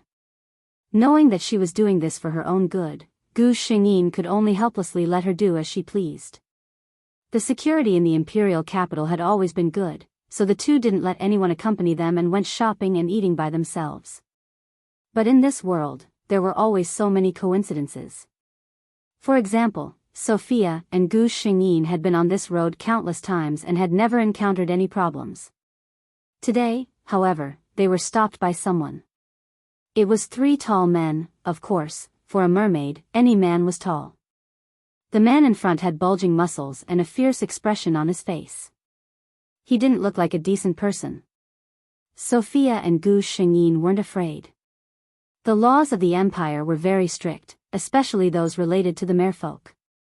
These three people shouldn't have the guts to touch them, unless they were tired of living. Sophia had a fiery temper. She glared at them and said, "You are blocking the way of us sisters."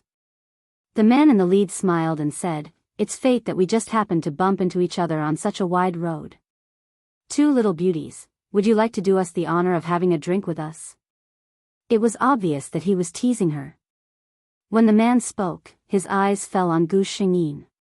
Obviously, he was interested in her. Sophia was infuriated when she heard that.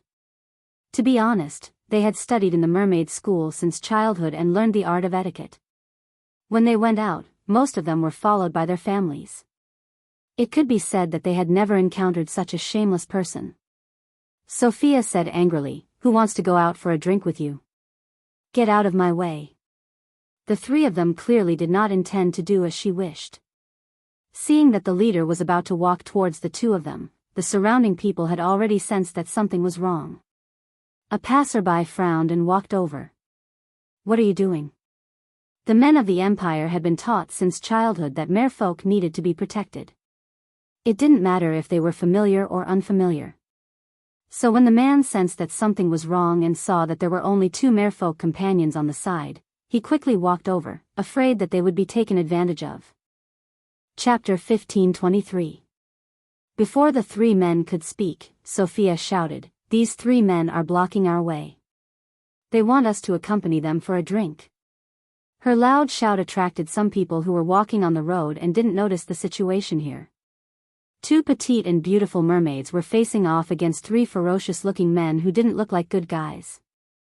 Thinking back to the words just now. Good heavens, someone was bullying mermaids. In an instant, the three men realized that at least a dozen people were walking towards them with unfriendly expressions. "Damn it! Who told you to shout?" The man in the lead was obviously a little irritable. At this time, the enthusiastic passerby from before had already come to their side. Hearing the man swear, his expression turned ugly.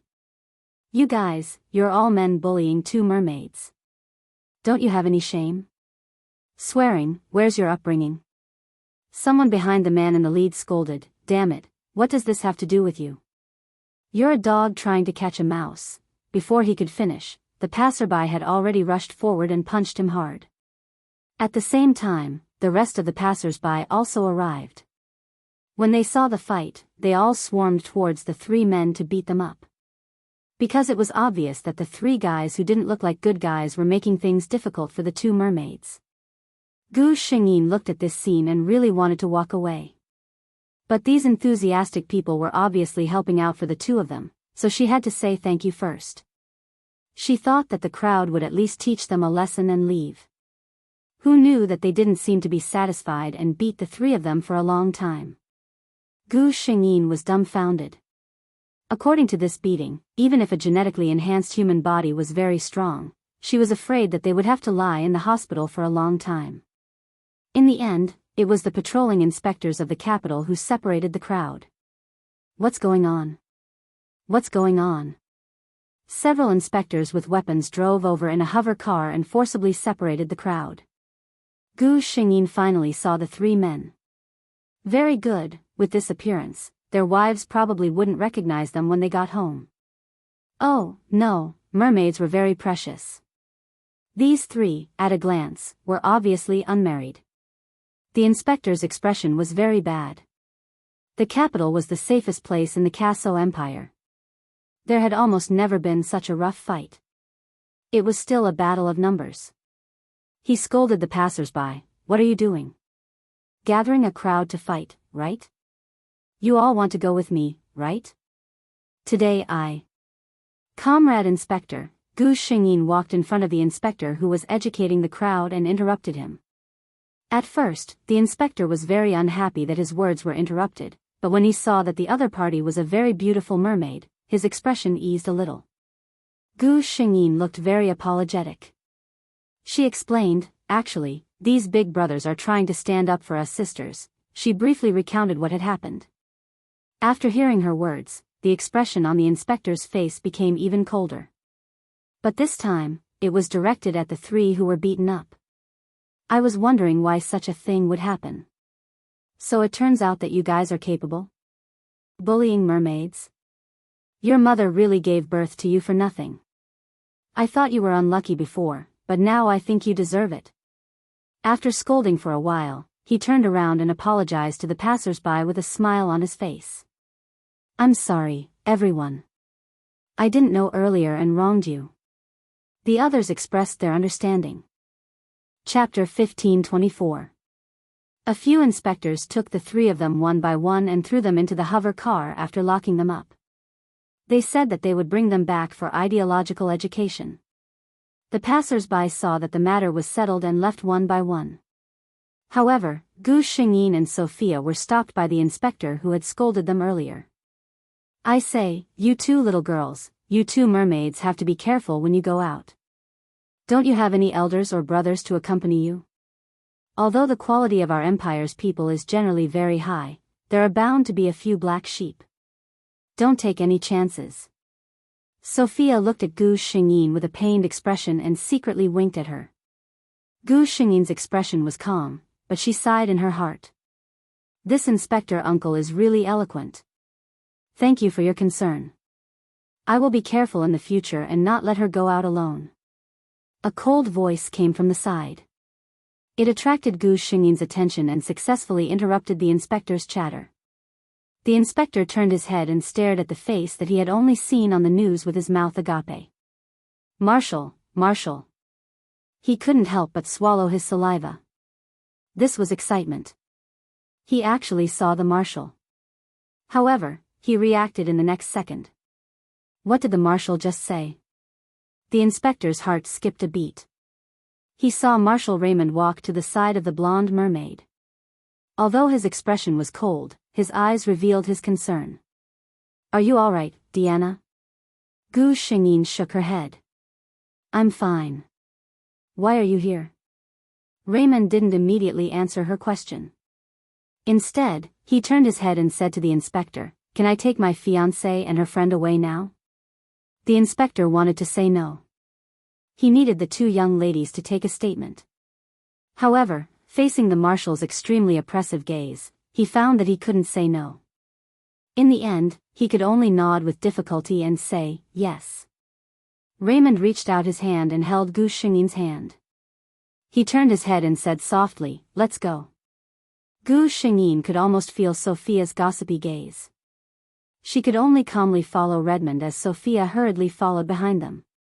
When they got into Raymond's hover car, he asked them where they were going. Gu Xingyin saw that he was going to send them there. She quickly said, "Actually, we don't have a destination. We're just strolling around. We're going to eat something." She was obviously trying to evade the responsibility. Redmond nodded. "That's great. I haven't had lunch yet either. Let's go together." Gu Xingyin secretly held her forehead. She said with a headache, "You're dressed like this, and you have such a recognizable face. You'll definitely be recognized." Her intention was to tell Raymond that it would be inconvenient. Redmond, on the other hand, had a matter-of-fact look on his face. "So what if I'm recognized? Is there a problem with me eating with my fiancé?" Gu Xingyin found herself speechless. All right, she could only say in her heart, "You can do whatever you want." However, she didn't see the slight smile on Raymond's face. Raymond realized that he had some dark thoughts in his heart. For example, he liked to see Deanna's reluctant but helpless expression when she could only go along with him. Her little face was red and slightly puffed up. She was simply too cute. Chapter 15:25. The communicator in Gu Xingyin's hand rang. She opened it and saw that it was a message from Sophia. "Marshal Raymond, you're so cool." She looked helplessly at Sophia, who was sitting beside her. As expected, she saw that Sophia was looking at her with sparkling eyes. Sophia winked at Gu Xingyin when she saw Sophia looking at her. Another message came in, "You're really full of boyfriend power." Gu Xingyin put away her communicator and ignored Sophia. Raymond stopped the hover car at a place. He opened the car door for them and said, "This is a place that I often come to. The food here is not bad." Sophia looked at the signboard and thought to herself, "This is a place that requires money and power. You even have to line up to eat here. Of course, the food here is good." As expected, following the marshal is the best way to eat. Raymond said that he did not care about being discovered, but he still took Gu Xingyin's feelings into consideration and found a place that was impossible to be photographed. They all had a meal. To be honest, in terms of taste alone, the food here was the best Gu Xingyin had ever tasted in this world. However, after all, she had experienced so many worlds and tasted so many different delicacies, so she didn't feel much about it. However, it was different for Sophia. Gu Xingyin looked at the young lady as if she was about to cry. She could not help but ask, "Sophia, what's wrong?" Sophia looked up at her with teary eyes. "It's really, really delicious." Gu Xingyin was speechless. "Sure." She suddenly thought of her master-level cooking skills and said, "The next time you come to my house, I'll cook for you." Sophia took a sip of fruit juice and looked at Gu Xingyin in surprise. "You know how to cook, Diana?" Gu Xingyin nodded. "What's so strange about that?" "Of course it's strange." Sophia felt that it was an extremely difficult thing to do. Gu Xingyin could not understand why the people in this world had evolved to such a high level in terms of physical strength and intelligence. However, when it came to food, they had completely regressed. Sophia said in disbelief, "But Diana, I've never seen you cook before." Gu Xingyin smiled confidently. "Then you can eat your fill." Sophia's eyes lit up. As Diana's best friend for more than 10 years, she knew that her best friend would never say anything that she was not confident in. Even Diana said that she could eat good food, Sophia decided without hesitation. "What's the next time? Why don't we do it today?" Gu Xingyin was speechless. At this time, a piece of tissue was handed over from the side. It was Raymond. He had been paying attention to Gu Xingyin all this time. When he saw that she had finished eating, he handed him a tissue from beside him. Sophia looked at him with stars in her eyes. Who would have thought that such a cold person like Marshal Raymond would be so attentive? If this scene were to be spread out, who knew how many mermaids in the empire would cry out of jealousy? Gu Xingyin wiped the corner of her mouth and heard Raymond say, "My mother wants to see you." "What?" Gu Xingyin froze for a moment before she reacted. When I'm ready, I'll pay her a visit." Chapter 1526. Raymond coughed in a low voice. Gu Xingyin swore that from her angle, she must have seen Raymond smile. Raymond said, "My mother isn't old. Also, she wouldn't like to be called an old lady." Gu Xingyin blinked a few times before realizing that Madame Raymond was still a young lady based on the average lifespan of humans in this world. She said apologetically, "Sorry, I misspoke." "You don't have to apologize to me," Raymond said in a low voice. "Huh?" Gu Xingyin looked at him in confusion. Raymond looked at her deeply and said, "I can tolerate everything about you." Gu Xingyin's face turned red again. Sophia couldn't help but cover her chest with her hand. God, Marshal Raymond is so handsome, so cool, and so powerful, but why is it that he's better than most men when he's saying sweet nothings with a cold face? Such a man was simply an existence that could force all the other men in the world to death. Compared to her fiancé, Earl Allen, who only knows how to say, "I like you," he's nothing but trash. Sophia expressed that she was hurt. Raymond couldn't help but smile when he saw Gu Xingyin blush again. "You look beautiful in this outfit." Gu Xingyin looked up blankly, indicating that she couldn't keep up with his pace. Raymond said the rest of his words, "My mother will like it." Gu Xingyin didn't know how the conversation went, but when she reacted, she had already agreed to go to Raymond's house. She calmed down and realized that she couldn't run away anymore. She could only think of a way and said, "Raymond." Cager. Seeing Raymond's gaze, she changed the way she addressed him. "Should we prepare a gift first?" Raymond nodded. Although his mother wouldn't care, he hoped that Diana would leave a perfect impression in her heart when they first met. He said to Gu Xingyin, "My mother likes necklaces." Gu Xingyin had also heard of this. Women generally liked beautiful jewelry, and there would definitely be a type that they adored. Mrs. Raymond was famous for her love of necklaces. Gu Xingyin went to a very famous jewelry store. After choosing for a long time, she finally found a suitable one. Sophia, who was following behind her, was not nervous at all. She was currently in a state of extreme excitement. Raymond was worried that Gu Xingyin would be nervous, so he invited her over as a guest. Thinking that she was about to go to Marshal Raymond's house, Sophia felt as though she was flying. When they arrived at the Redmond house, Mrs. Redmond, who had already received the news, was waiting for them at the door. She looked at the two young girls who got out of the car. She glanced around and her eyes fell on Gu Xingyin. "This is Miss Leonard, right?" she said with a smile. She was indeed a rare beauty. She secretly gave her son a look of approval. "Good taste." Raymond corrected her, "It's Diana." Sensing Mrs. Redmond's teasing gaze, Gu Xingyin had to show a shy expression. "Hello, Mrs. Redmond." She handed over the gift in her hand. Mrs. Redmond looked at her with a smile. "Kager already told me to call you Diana, and you still call me Mrs. Redmond?" Chapter 1527. Gu Xingyin paused for a second. Looking at the beautiful and gentle face of the lady in front of her, she softly called out, "Auntie." Mrs. Raymond smiled and hurriedly welcomed them in. Of course, she did not forget Sophia. With just a few words, Sophia looked at her with admiration.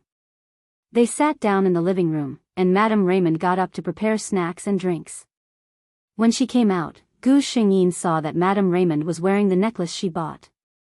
She felt a little warm in her heart. Although it was not a big deal, it was clear that Madame Raymond gave her enough respect. Meeting Gu Xingyin's gaze, Madame Raymond smiled and said, "I like the necklace you bought at first sight. I feel that it matches my dress very well. Diana's taste is really good." Gu Xingyin smiled. Madame Raymond was a very knowledgeable and humorous woman. Chatting with her was simply a pleasure. Regardless of whether it was elegant art or common jokes, she was able to chat about it. Sophia looked at Madame Raymond with sparkling eyes and sincerely praised, "You really are an amazing woman, Madame Raymond." Madame Raymond couldn't help but cover her mouth and laugh. "My dear Sophia, your little mouth is really sweet." She then regretfully sighed, "My life can be considered wonderful. If I have to say what is not perfect, it would be that I lack a lovely daughter like you." Madame Raymond was very satisfied with Gu Xingyin. While chatting, she had been observing Gu Xingyin. Soon, she realized that there was nothing to nitpick about this young lady, whether it was her knowledge, her speech, or her bearing. In fact, this kind of perfect woman would easily make people feel bored. But this Leonard family's young miss was different. Her character was naive and charming. Although her bearing was perfect, her actions were not rigid, but full of enthusiasm and vitality. Chatting with her was very easy. Madame Raymond could not help but look at her son, who had been silently sitting on the side listening to their conversation. Such a quiet person, how did he find such a lovely wife after so long? Raymond received his mother's disdainful look, but he calmly pretended not to see it. In any case, since he was young, he had received countless similar gazes. His mother always protected her son in front of outsiders, but behind closed doors, she completely disliked him. When chatting with like-minded people, time always passed quickly. Raymond looked at the time. Madame Raymond noticed her action and realized that it was already late. She said to the two with an apologetic tone, "Look at me, I was happy and actually let you sit here for a few hours. Do you want me to let Kager take you around?" Gu Xingyin hearing this and laughed, "How is it empty? I feel that chatting with Auntie is much more interesting than wandering around outside." She was talking with this madam, of course. Raymond could tell that she wasn't lying, and the smile on his face became even more genuine. No matter what kind of situation it was, people would always have a good impression of like-minded people. Chapter 1528. At this moment, Raymond suddenly spoke. Mother, actually, Deanna has prepared another gift recently. Mrs. Raymond tilted her head with interest. Oh. Gu Xingyin also looked at Raymond. She didn't understand why Raymond would say that. Then, she felt a grip on her hand. Redmond had pulled her out of the door. Mrs. Raymond saw this scene and couldn't help but laugh. Why are you being so secretive?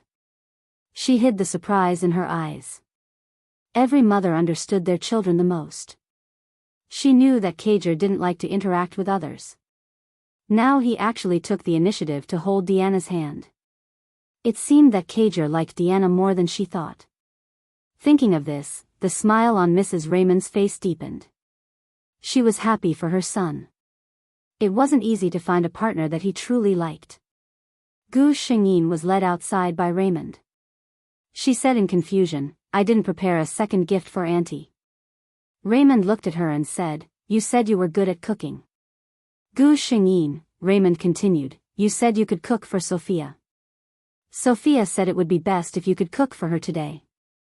Gu Xingyin was dumbfounded. I said when we get back to my house, Raymond said faintly, but you're definitely going to have dinner at my house tonight. Gu Xingyin wanted to say something, but Raymond stopped her with one sentence. I've never eaten your cooking. Gu Xingyin didn't know why, but she felt that she could hear a trace of grievance in Raymond's tone. She was completely defeated. Okay, tell me. What do you like to eat? I like to eat you. Raymond glanced at her silently. Then, under Gu Xingyin's puzzled gaze, he casually said 2 dishes. Gu Xingyin carefully noted it down and asked Mrs. Raymond and Sophia.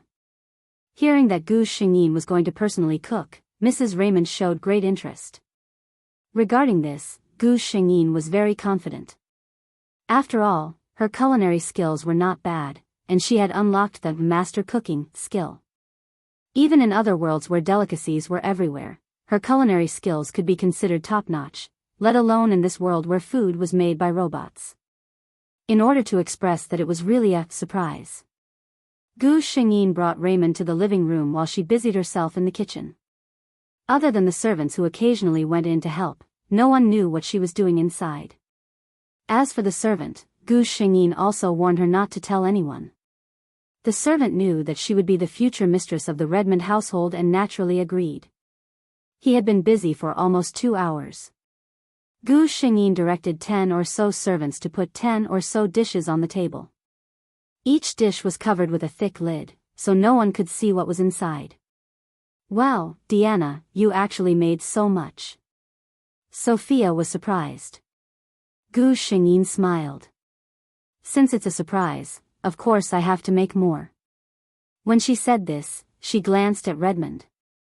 Mrs. Raymond was clearly very interested in what was under the lid. She asked Gu Xingyin for her opinion. Can we open it now? Gu Xingyin nodded and smiled. Of course. Chapter 1529. Hearing this, Mrs. Raymond had the servants lift all the lids on the bowls. In an instant, extremely fascinating. The fragrance of the food filled the entire dining room. This is simply incredible. Mrs. Raymond looked at the table. The appearance of the food was fascinating. The dishes and exclaimed. Sophia was even more direct. She sniffed and directly gave Gu Xingyin a thumbs up. Dear Deanna, I never knew that your cooking skills were so good. Although they hadn't eaten yet, they knew that the taste wouldn't be bad just by smelling the fragrance. It was already dinner time, so they naturally didn't delay any longer and sat down to taste the food. In this world, there was no rule of not talking while eating, and the way they expressed their praise was by praising without hesitation. After Mrs. Raymond finished eating a piece of tofu, she smiled at Gu Xingyin and said, Dear Deanna, I swear, this is the best food I've ever eaten in my life. Even the exclusive chef of the royal family doesn't have such good skills as you. Sophia didn't even taste a single dish, and she had to exclaim in admiration. Deanna, you're really too mean. You've never said that your cooking is so delicious. She pretended to be angry. Gu Xingyin was helpless. Actually, I've only secretly tried to cook for myself before. This is the first time I've cooked for someone other than myself. After she finished speaking, Sophia sighed again, saying that she was so outstanding that she simply forced the mermaid to death. Although Raymond didn't praise her repeatedly like the other two, he didn't stop eating the dongzi, indicating his attitude. After eating, Gu Xingyin and Sophia should go home. Mrs. Raymond pulled the two of them and said a few words. After repeatedly inviting them to come again, she let them leave. After leaving the door, Gu Xingyin discovered that Earl Allen had been waiting there for a long time. Sophia walked to Earl Allen's side in 2 or 3 steps and turned around to wave at them with a smile. "Allen came to pick me up, so I won't trouble your Excellency Marshal." Earl Allen also nodded at the two of them. Seeing that her fiancé had personally come to pick her up, Gu Xingyin didn't say anything else and got into Raymond's hover car. The two of them sat quietly in the car. After a long time, Raymond broke the silence in the car. "My mother likes you very much." Gu Xingyin smiled and said, "I like Auntie very much too. She's really a very charming woman." Raymond turned his head slightly to look at her. The petite girl sat on the soft seat. Her side profile looked peaceful and soft, making people unable to help but feel at ease. Raymond was slightly absent-minded. "Don't be distracted. Are you still driving?" And Jing turned around and smiled at him. Raymond's eyes darkened. "It's okay," he said. "I've set the autopilot mode." Gu Xingyin. "Alright, this world is more advanced." Then, she met Raymond's focused gaze. Raymond's Adam's apple. He looked at Gu Xingyin and called softly, "Diana." Gu Xingyin also responded softly. The atmosphere in the car suddenly became entangled. Ambiguous. Raymond looked at her and said, "Have I never spoken to you formally?" Gu Xingyin tilted her head and looked at him. "What?" "I like you." Chapter 1530. Gu Xingyin felt that the whole world suddenly quieted down. In fact, the carriage had always been very quiet. But that kind of silence was completely different from the silence at this moment.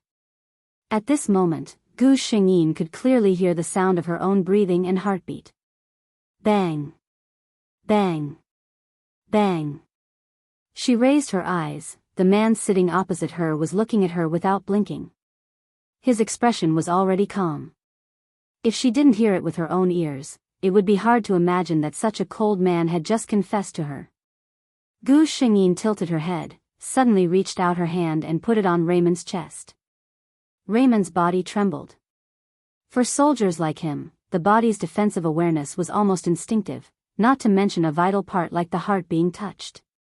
But Raymond's body only trembled a little, and then he didn't make any extra movements. He let Gu Xingyin put her hands on his heart. At this distance, if the person in front of him had any bad intentions, no matter how fast his reaction was, he couldn't avoid it. He was willing to trust her with his life. Gu Xingyin could clearly feel the strong beating of the heart under her hands. Completely different from the calm on the surface, his heart was beating very fast, reflecting his inner world at this time. This man was nervous. It was for her. Gu Xingyin suddenly laughed. Her blue eyes seemed to have fallen into a star in an instant, shining brightly. She gently leaned her head against his chest, the spot closest to his heart. Raymond suddenly felt a little helpless.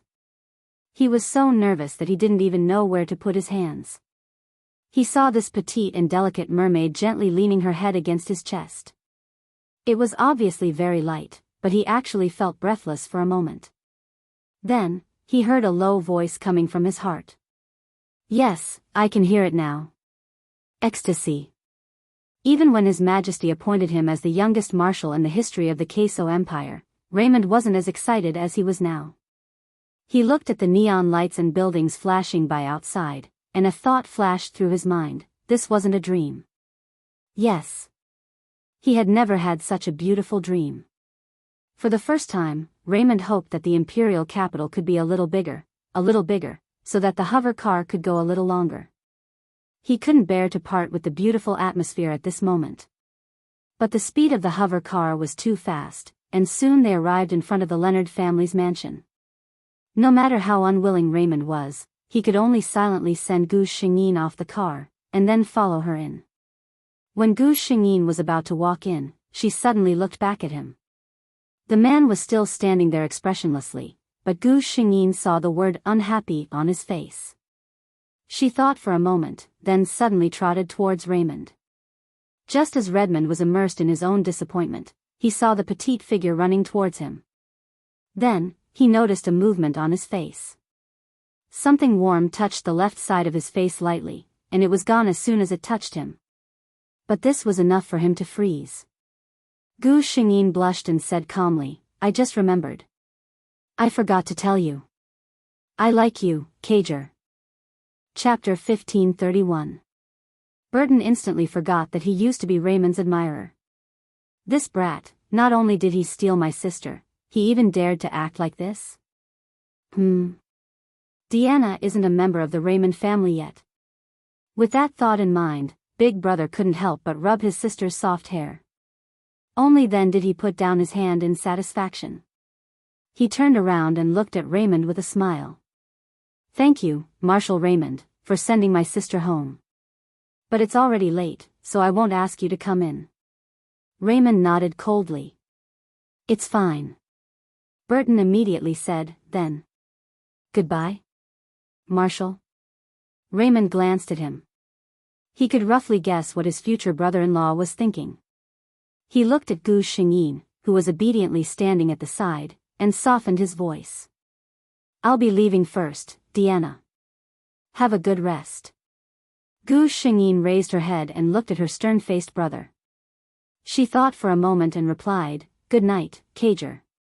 She thought that her answer was very official, but her brother's face still darkened because of her words. Raymond's mood improved when he heard the little mermaid's reply. Although there was still no expression on his face, the aura around him softened. After Raymond left, Burton looked at Gu Xingyin. "Cager?" He didn't expect that in such a short time, they would call each other so intimately. Burton felt a little sour in his heart. He knew that it was a good thing that Deanna and her future husband had a good relationship. However, Burton wasn't prepared for the fact that Deanna would become someone else's family so soon. He couldn't bear to blame his sister, so he vented all his dissatisfaction on Raymond. Deanna was so obedient, so Raymond must have forced her to call him that. Well, in a sense, that was indeed the case. The people in the military realized that the Marshal was in a good mood recently. As the saying goes, people are in high spirits when faced with happy events.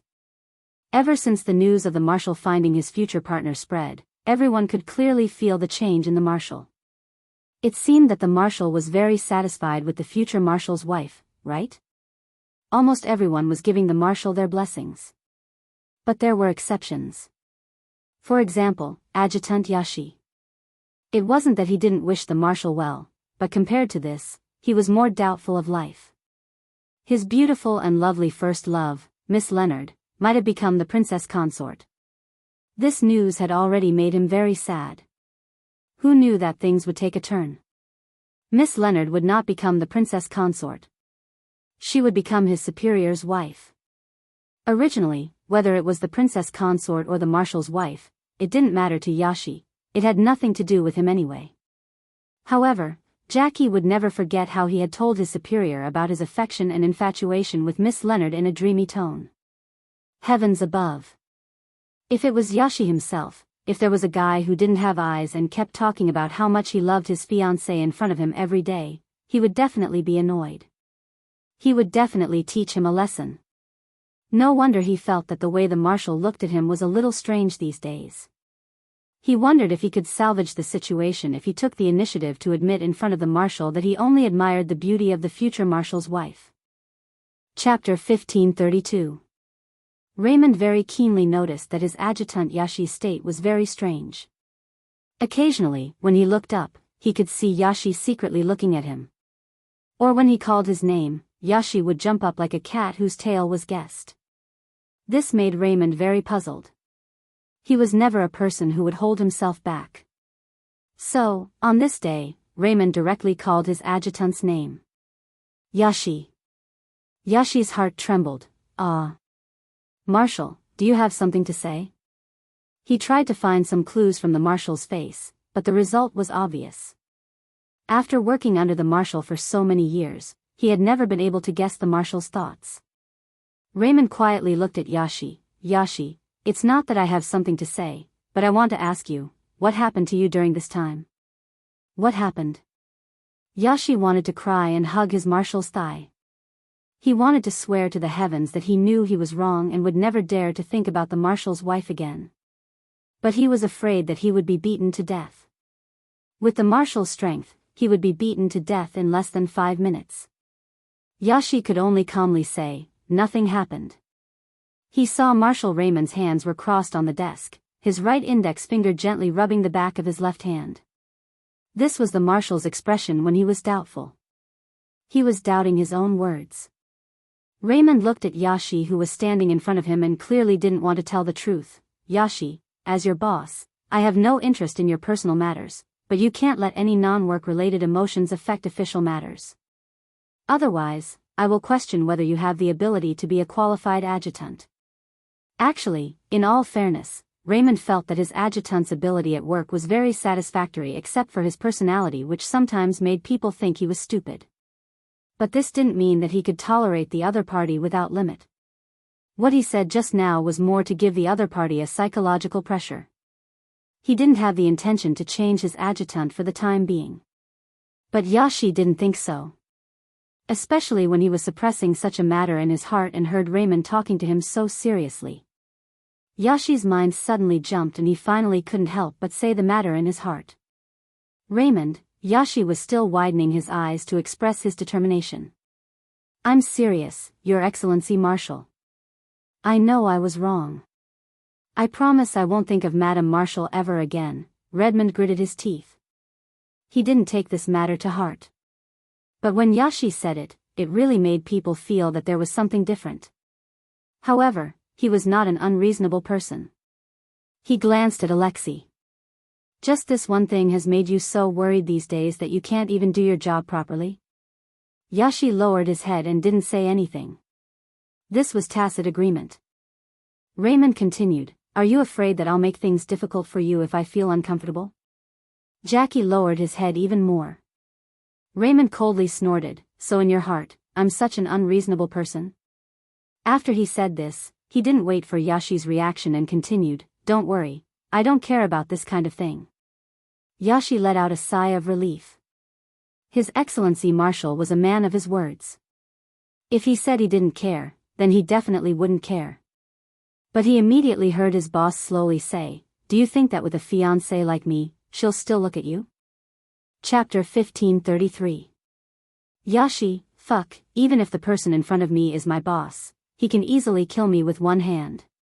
But at this moment, I still can't help but want to wave my fist and tell him that a man's dignity is not so easy to offend. What does he mean by having a fiancé like me and still looking at you? This kind of blatant contempt, it's definitely not something that would come out from my usual boss. Yashi raised his head and glared at Raymond. Then, he met his boss's icy cold gaze. Yashi was full of hot blood and anger.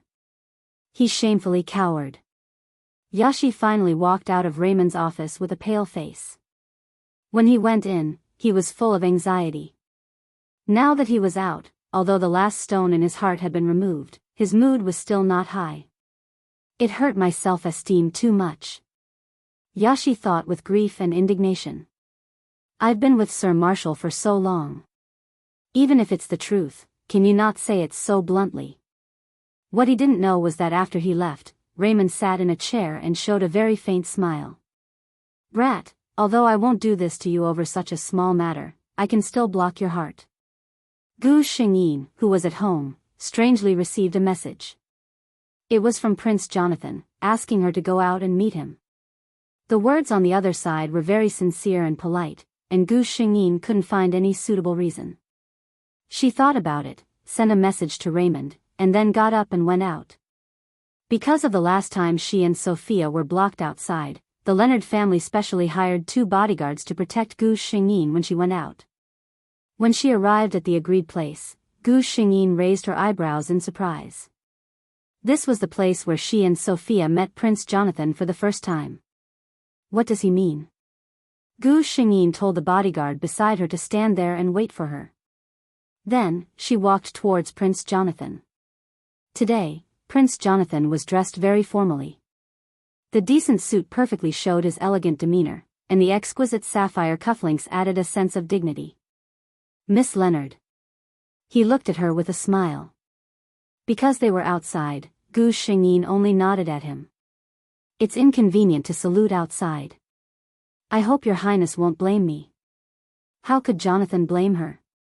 However, when he heard the unfamiliar way of addressing him, his eyes darkened.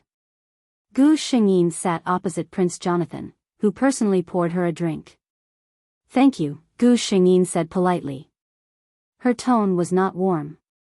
Prince Jonathan whispered, You don't have to be so polite to me, Miss Leonard. Gu Xingyin lowered her eyes and said faintly, Our Leonard family has always been very respectful to the royal family. Prince Jonathan felt a little defeated when he saw how watertight she was. He looked steadily at Gu Xingyin's face and said, Miss Leonard, I know you are very good at painting and music, and you have a deep understanding of classical literature. And these are exactly what I'm best at. Gu Xingyin did not speak. Prince Jonathan continued, A beautiful and gentle lady like you should have a partner who can talk to you about art and life, not, Your Highness. Gu Xingyin interrupted him. She looked up with a cold expression. Although I like music and painting, I am also very interested in war and military affairs. Chapter 1534. She stared at Prince Jonathan, and the firmness in her eyes made him speechless. But Jonathan only thought that this was an excuse she made up. Or rather, he subconsciously thought that it was just an excuse. He stared at Gu Xingyin's flawless face with some infatuation and said unwillingly, Diana. You should have belonged to me. Gu Xingyin's expression changed. But before she could say anything, she saw the figure behind Prince Jonathan. In an instant, all her agitated emotions calmed down. She even took back the words she was about to say. This man was here. She believed in him, that he would solve everything. She just needed to feel at ease and enjoy his broad embrace. Prince Jonathan didn't notice Raymond's arrival. He saw that Gu Xingyin didn't speak and thought that her attitude had softened. He was pleasantly surprised. Diana, listen to me, Jonathan. A cold voice came from above his head. Prince Jonathan turned around in shock, only to see Redmond in his military uniform standing behind him coldly. Redmond's sharp eyes were fixed on him. Prince Jonathan panicked for a moment when he met such eyes. But after all, he was a person who had seen countless big battles and quickly calmed down. Raymond, you're here, he said in a calm tone. Raymond glanced at him and suddenly said, After all, Diana is not married yet, and she is not that familiar with your highness. It's better for your highness to call her Miss Leonard. His Highness. Prince Jonathan knew that their friendship had come to an end the moment Redmond called him that. In fact, in Raymond's heart. When Prince Jonathan said those words to Gu Xingyin, his friendship with Prince Jonathan was over. And it was Prince Jonathan who ruined it. If Prince Jonathan really treated Gu Xingyin as a good friend, he wouldn't have asked Gu Xingyin out in private after their relationship had been confirmed and said such ambiguous words. No man could tolerate such a thing. In particular, Gu Xingyin was a special existence to Redmond. Jonathan looked at Raymond, who walked to Diana's side after saying that. Diana, who had always been cold to him, smiled when she saw Redmond. She placed her hand on Redmond's outstretched palm without hesitation and stood up. They looked like a perfect match. This knowledge made Jonathan feel even more indignant. Wasn't he supposed to be the one standing beside her? Perhaps because his gaze was too direct, Raymond finally shifted his attention to him. Your Highness, Diana has always been my fiancée. Your Highness, please be at ease. Otherwise, it won't look good on both of us. His words were quite straightforward. It was even equivalent to a provocation. My fiancée, you're not allowed to covet her. Gu Xingyin, on the other hand, held Raymond's hand obediently and hid behind him. This attitude of complete dependence also made Prince Jonathan understand that there was really no possibility for him. If she was interested in him, he wouldn't let it go even if he had to offend Raymond. But she didn't have any interest in him, so why should he force himself into a corner?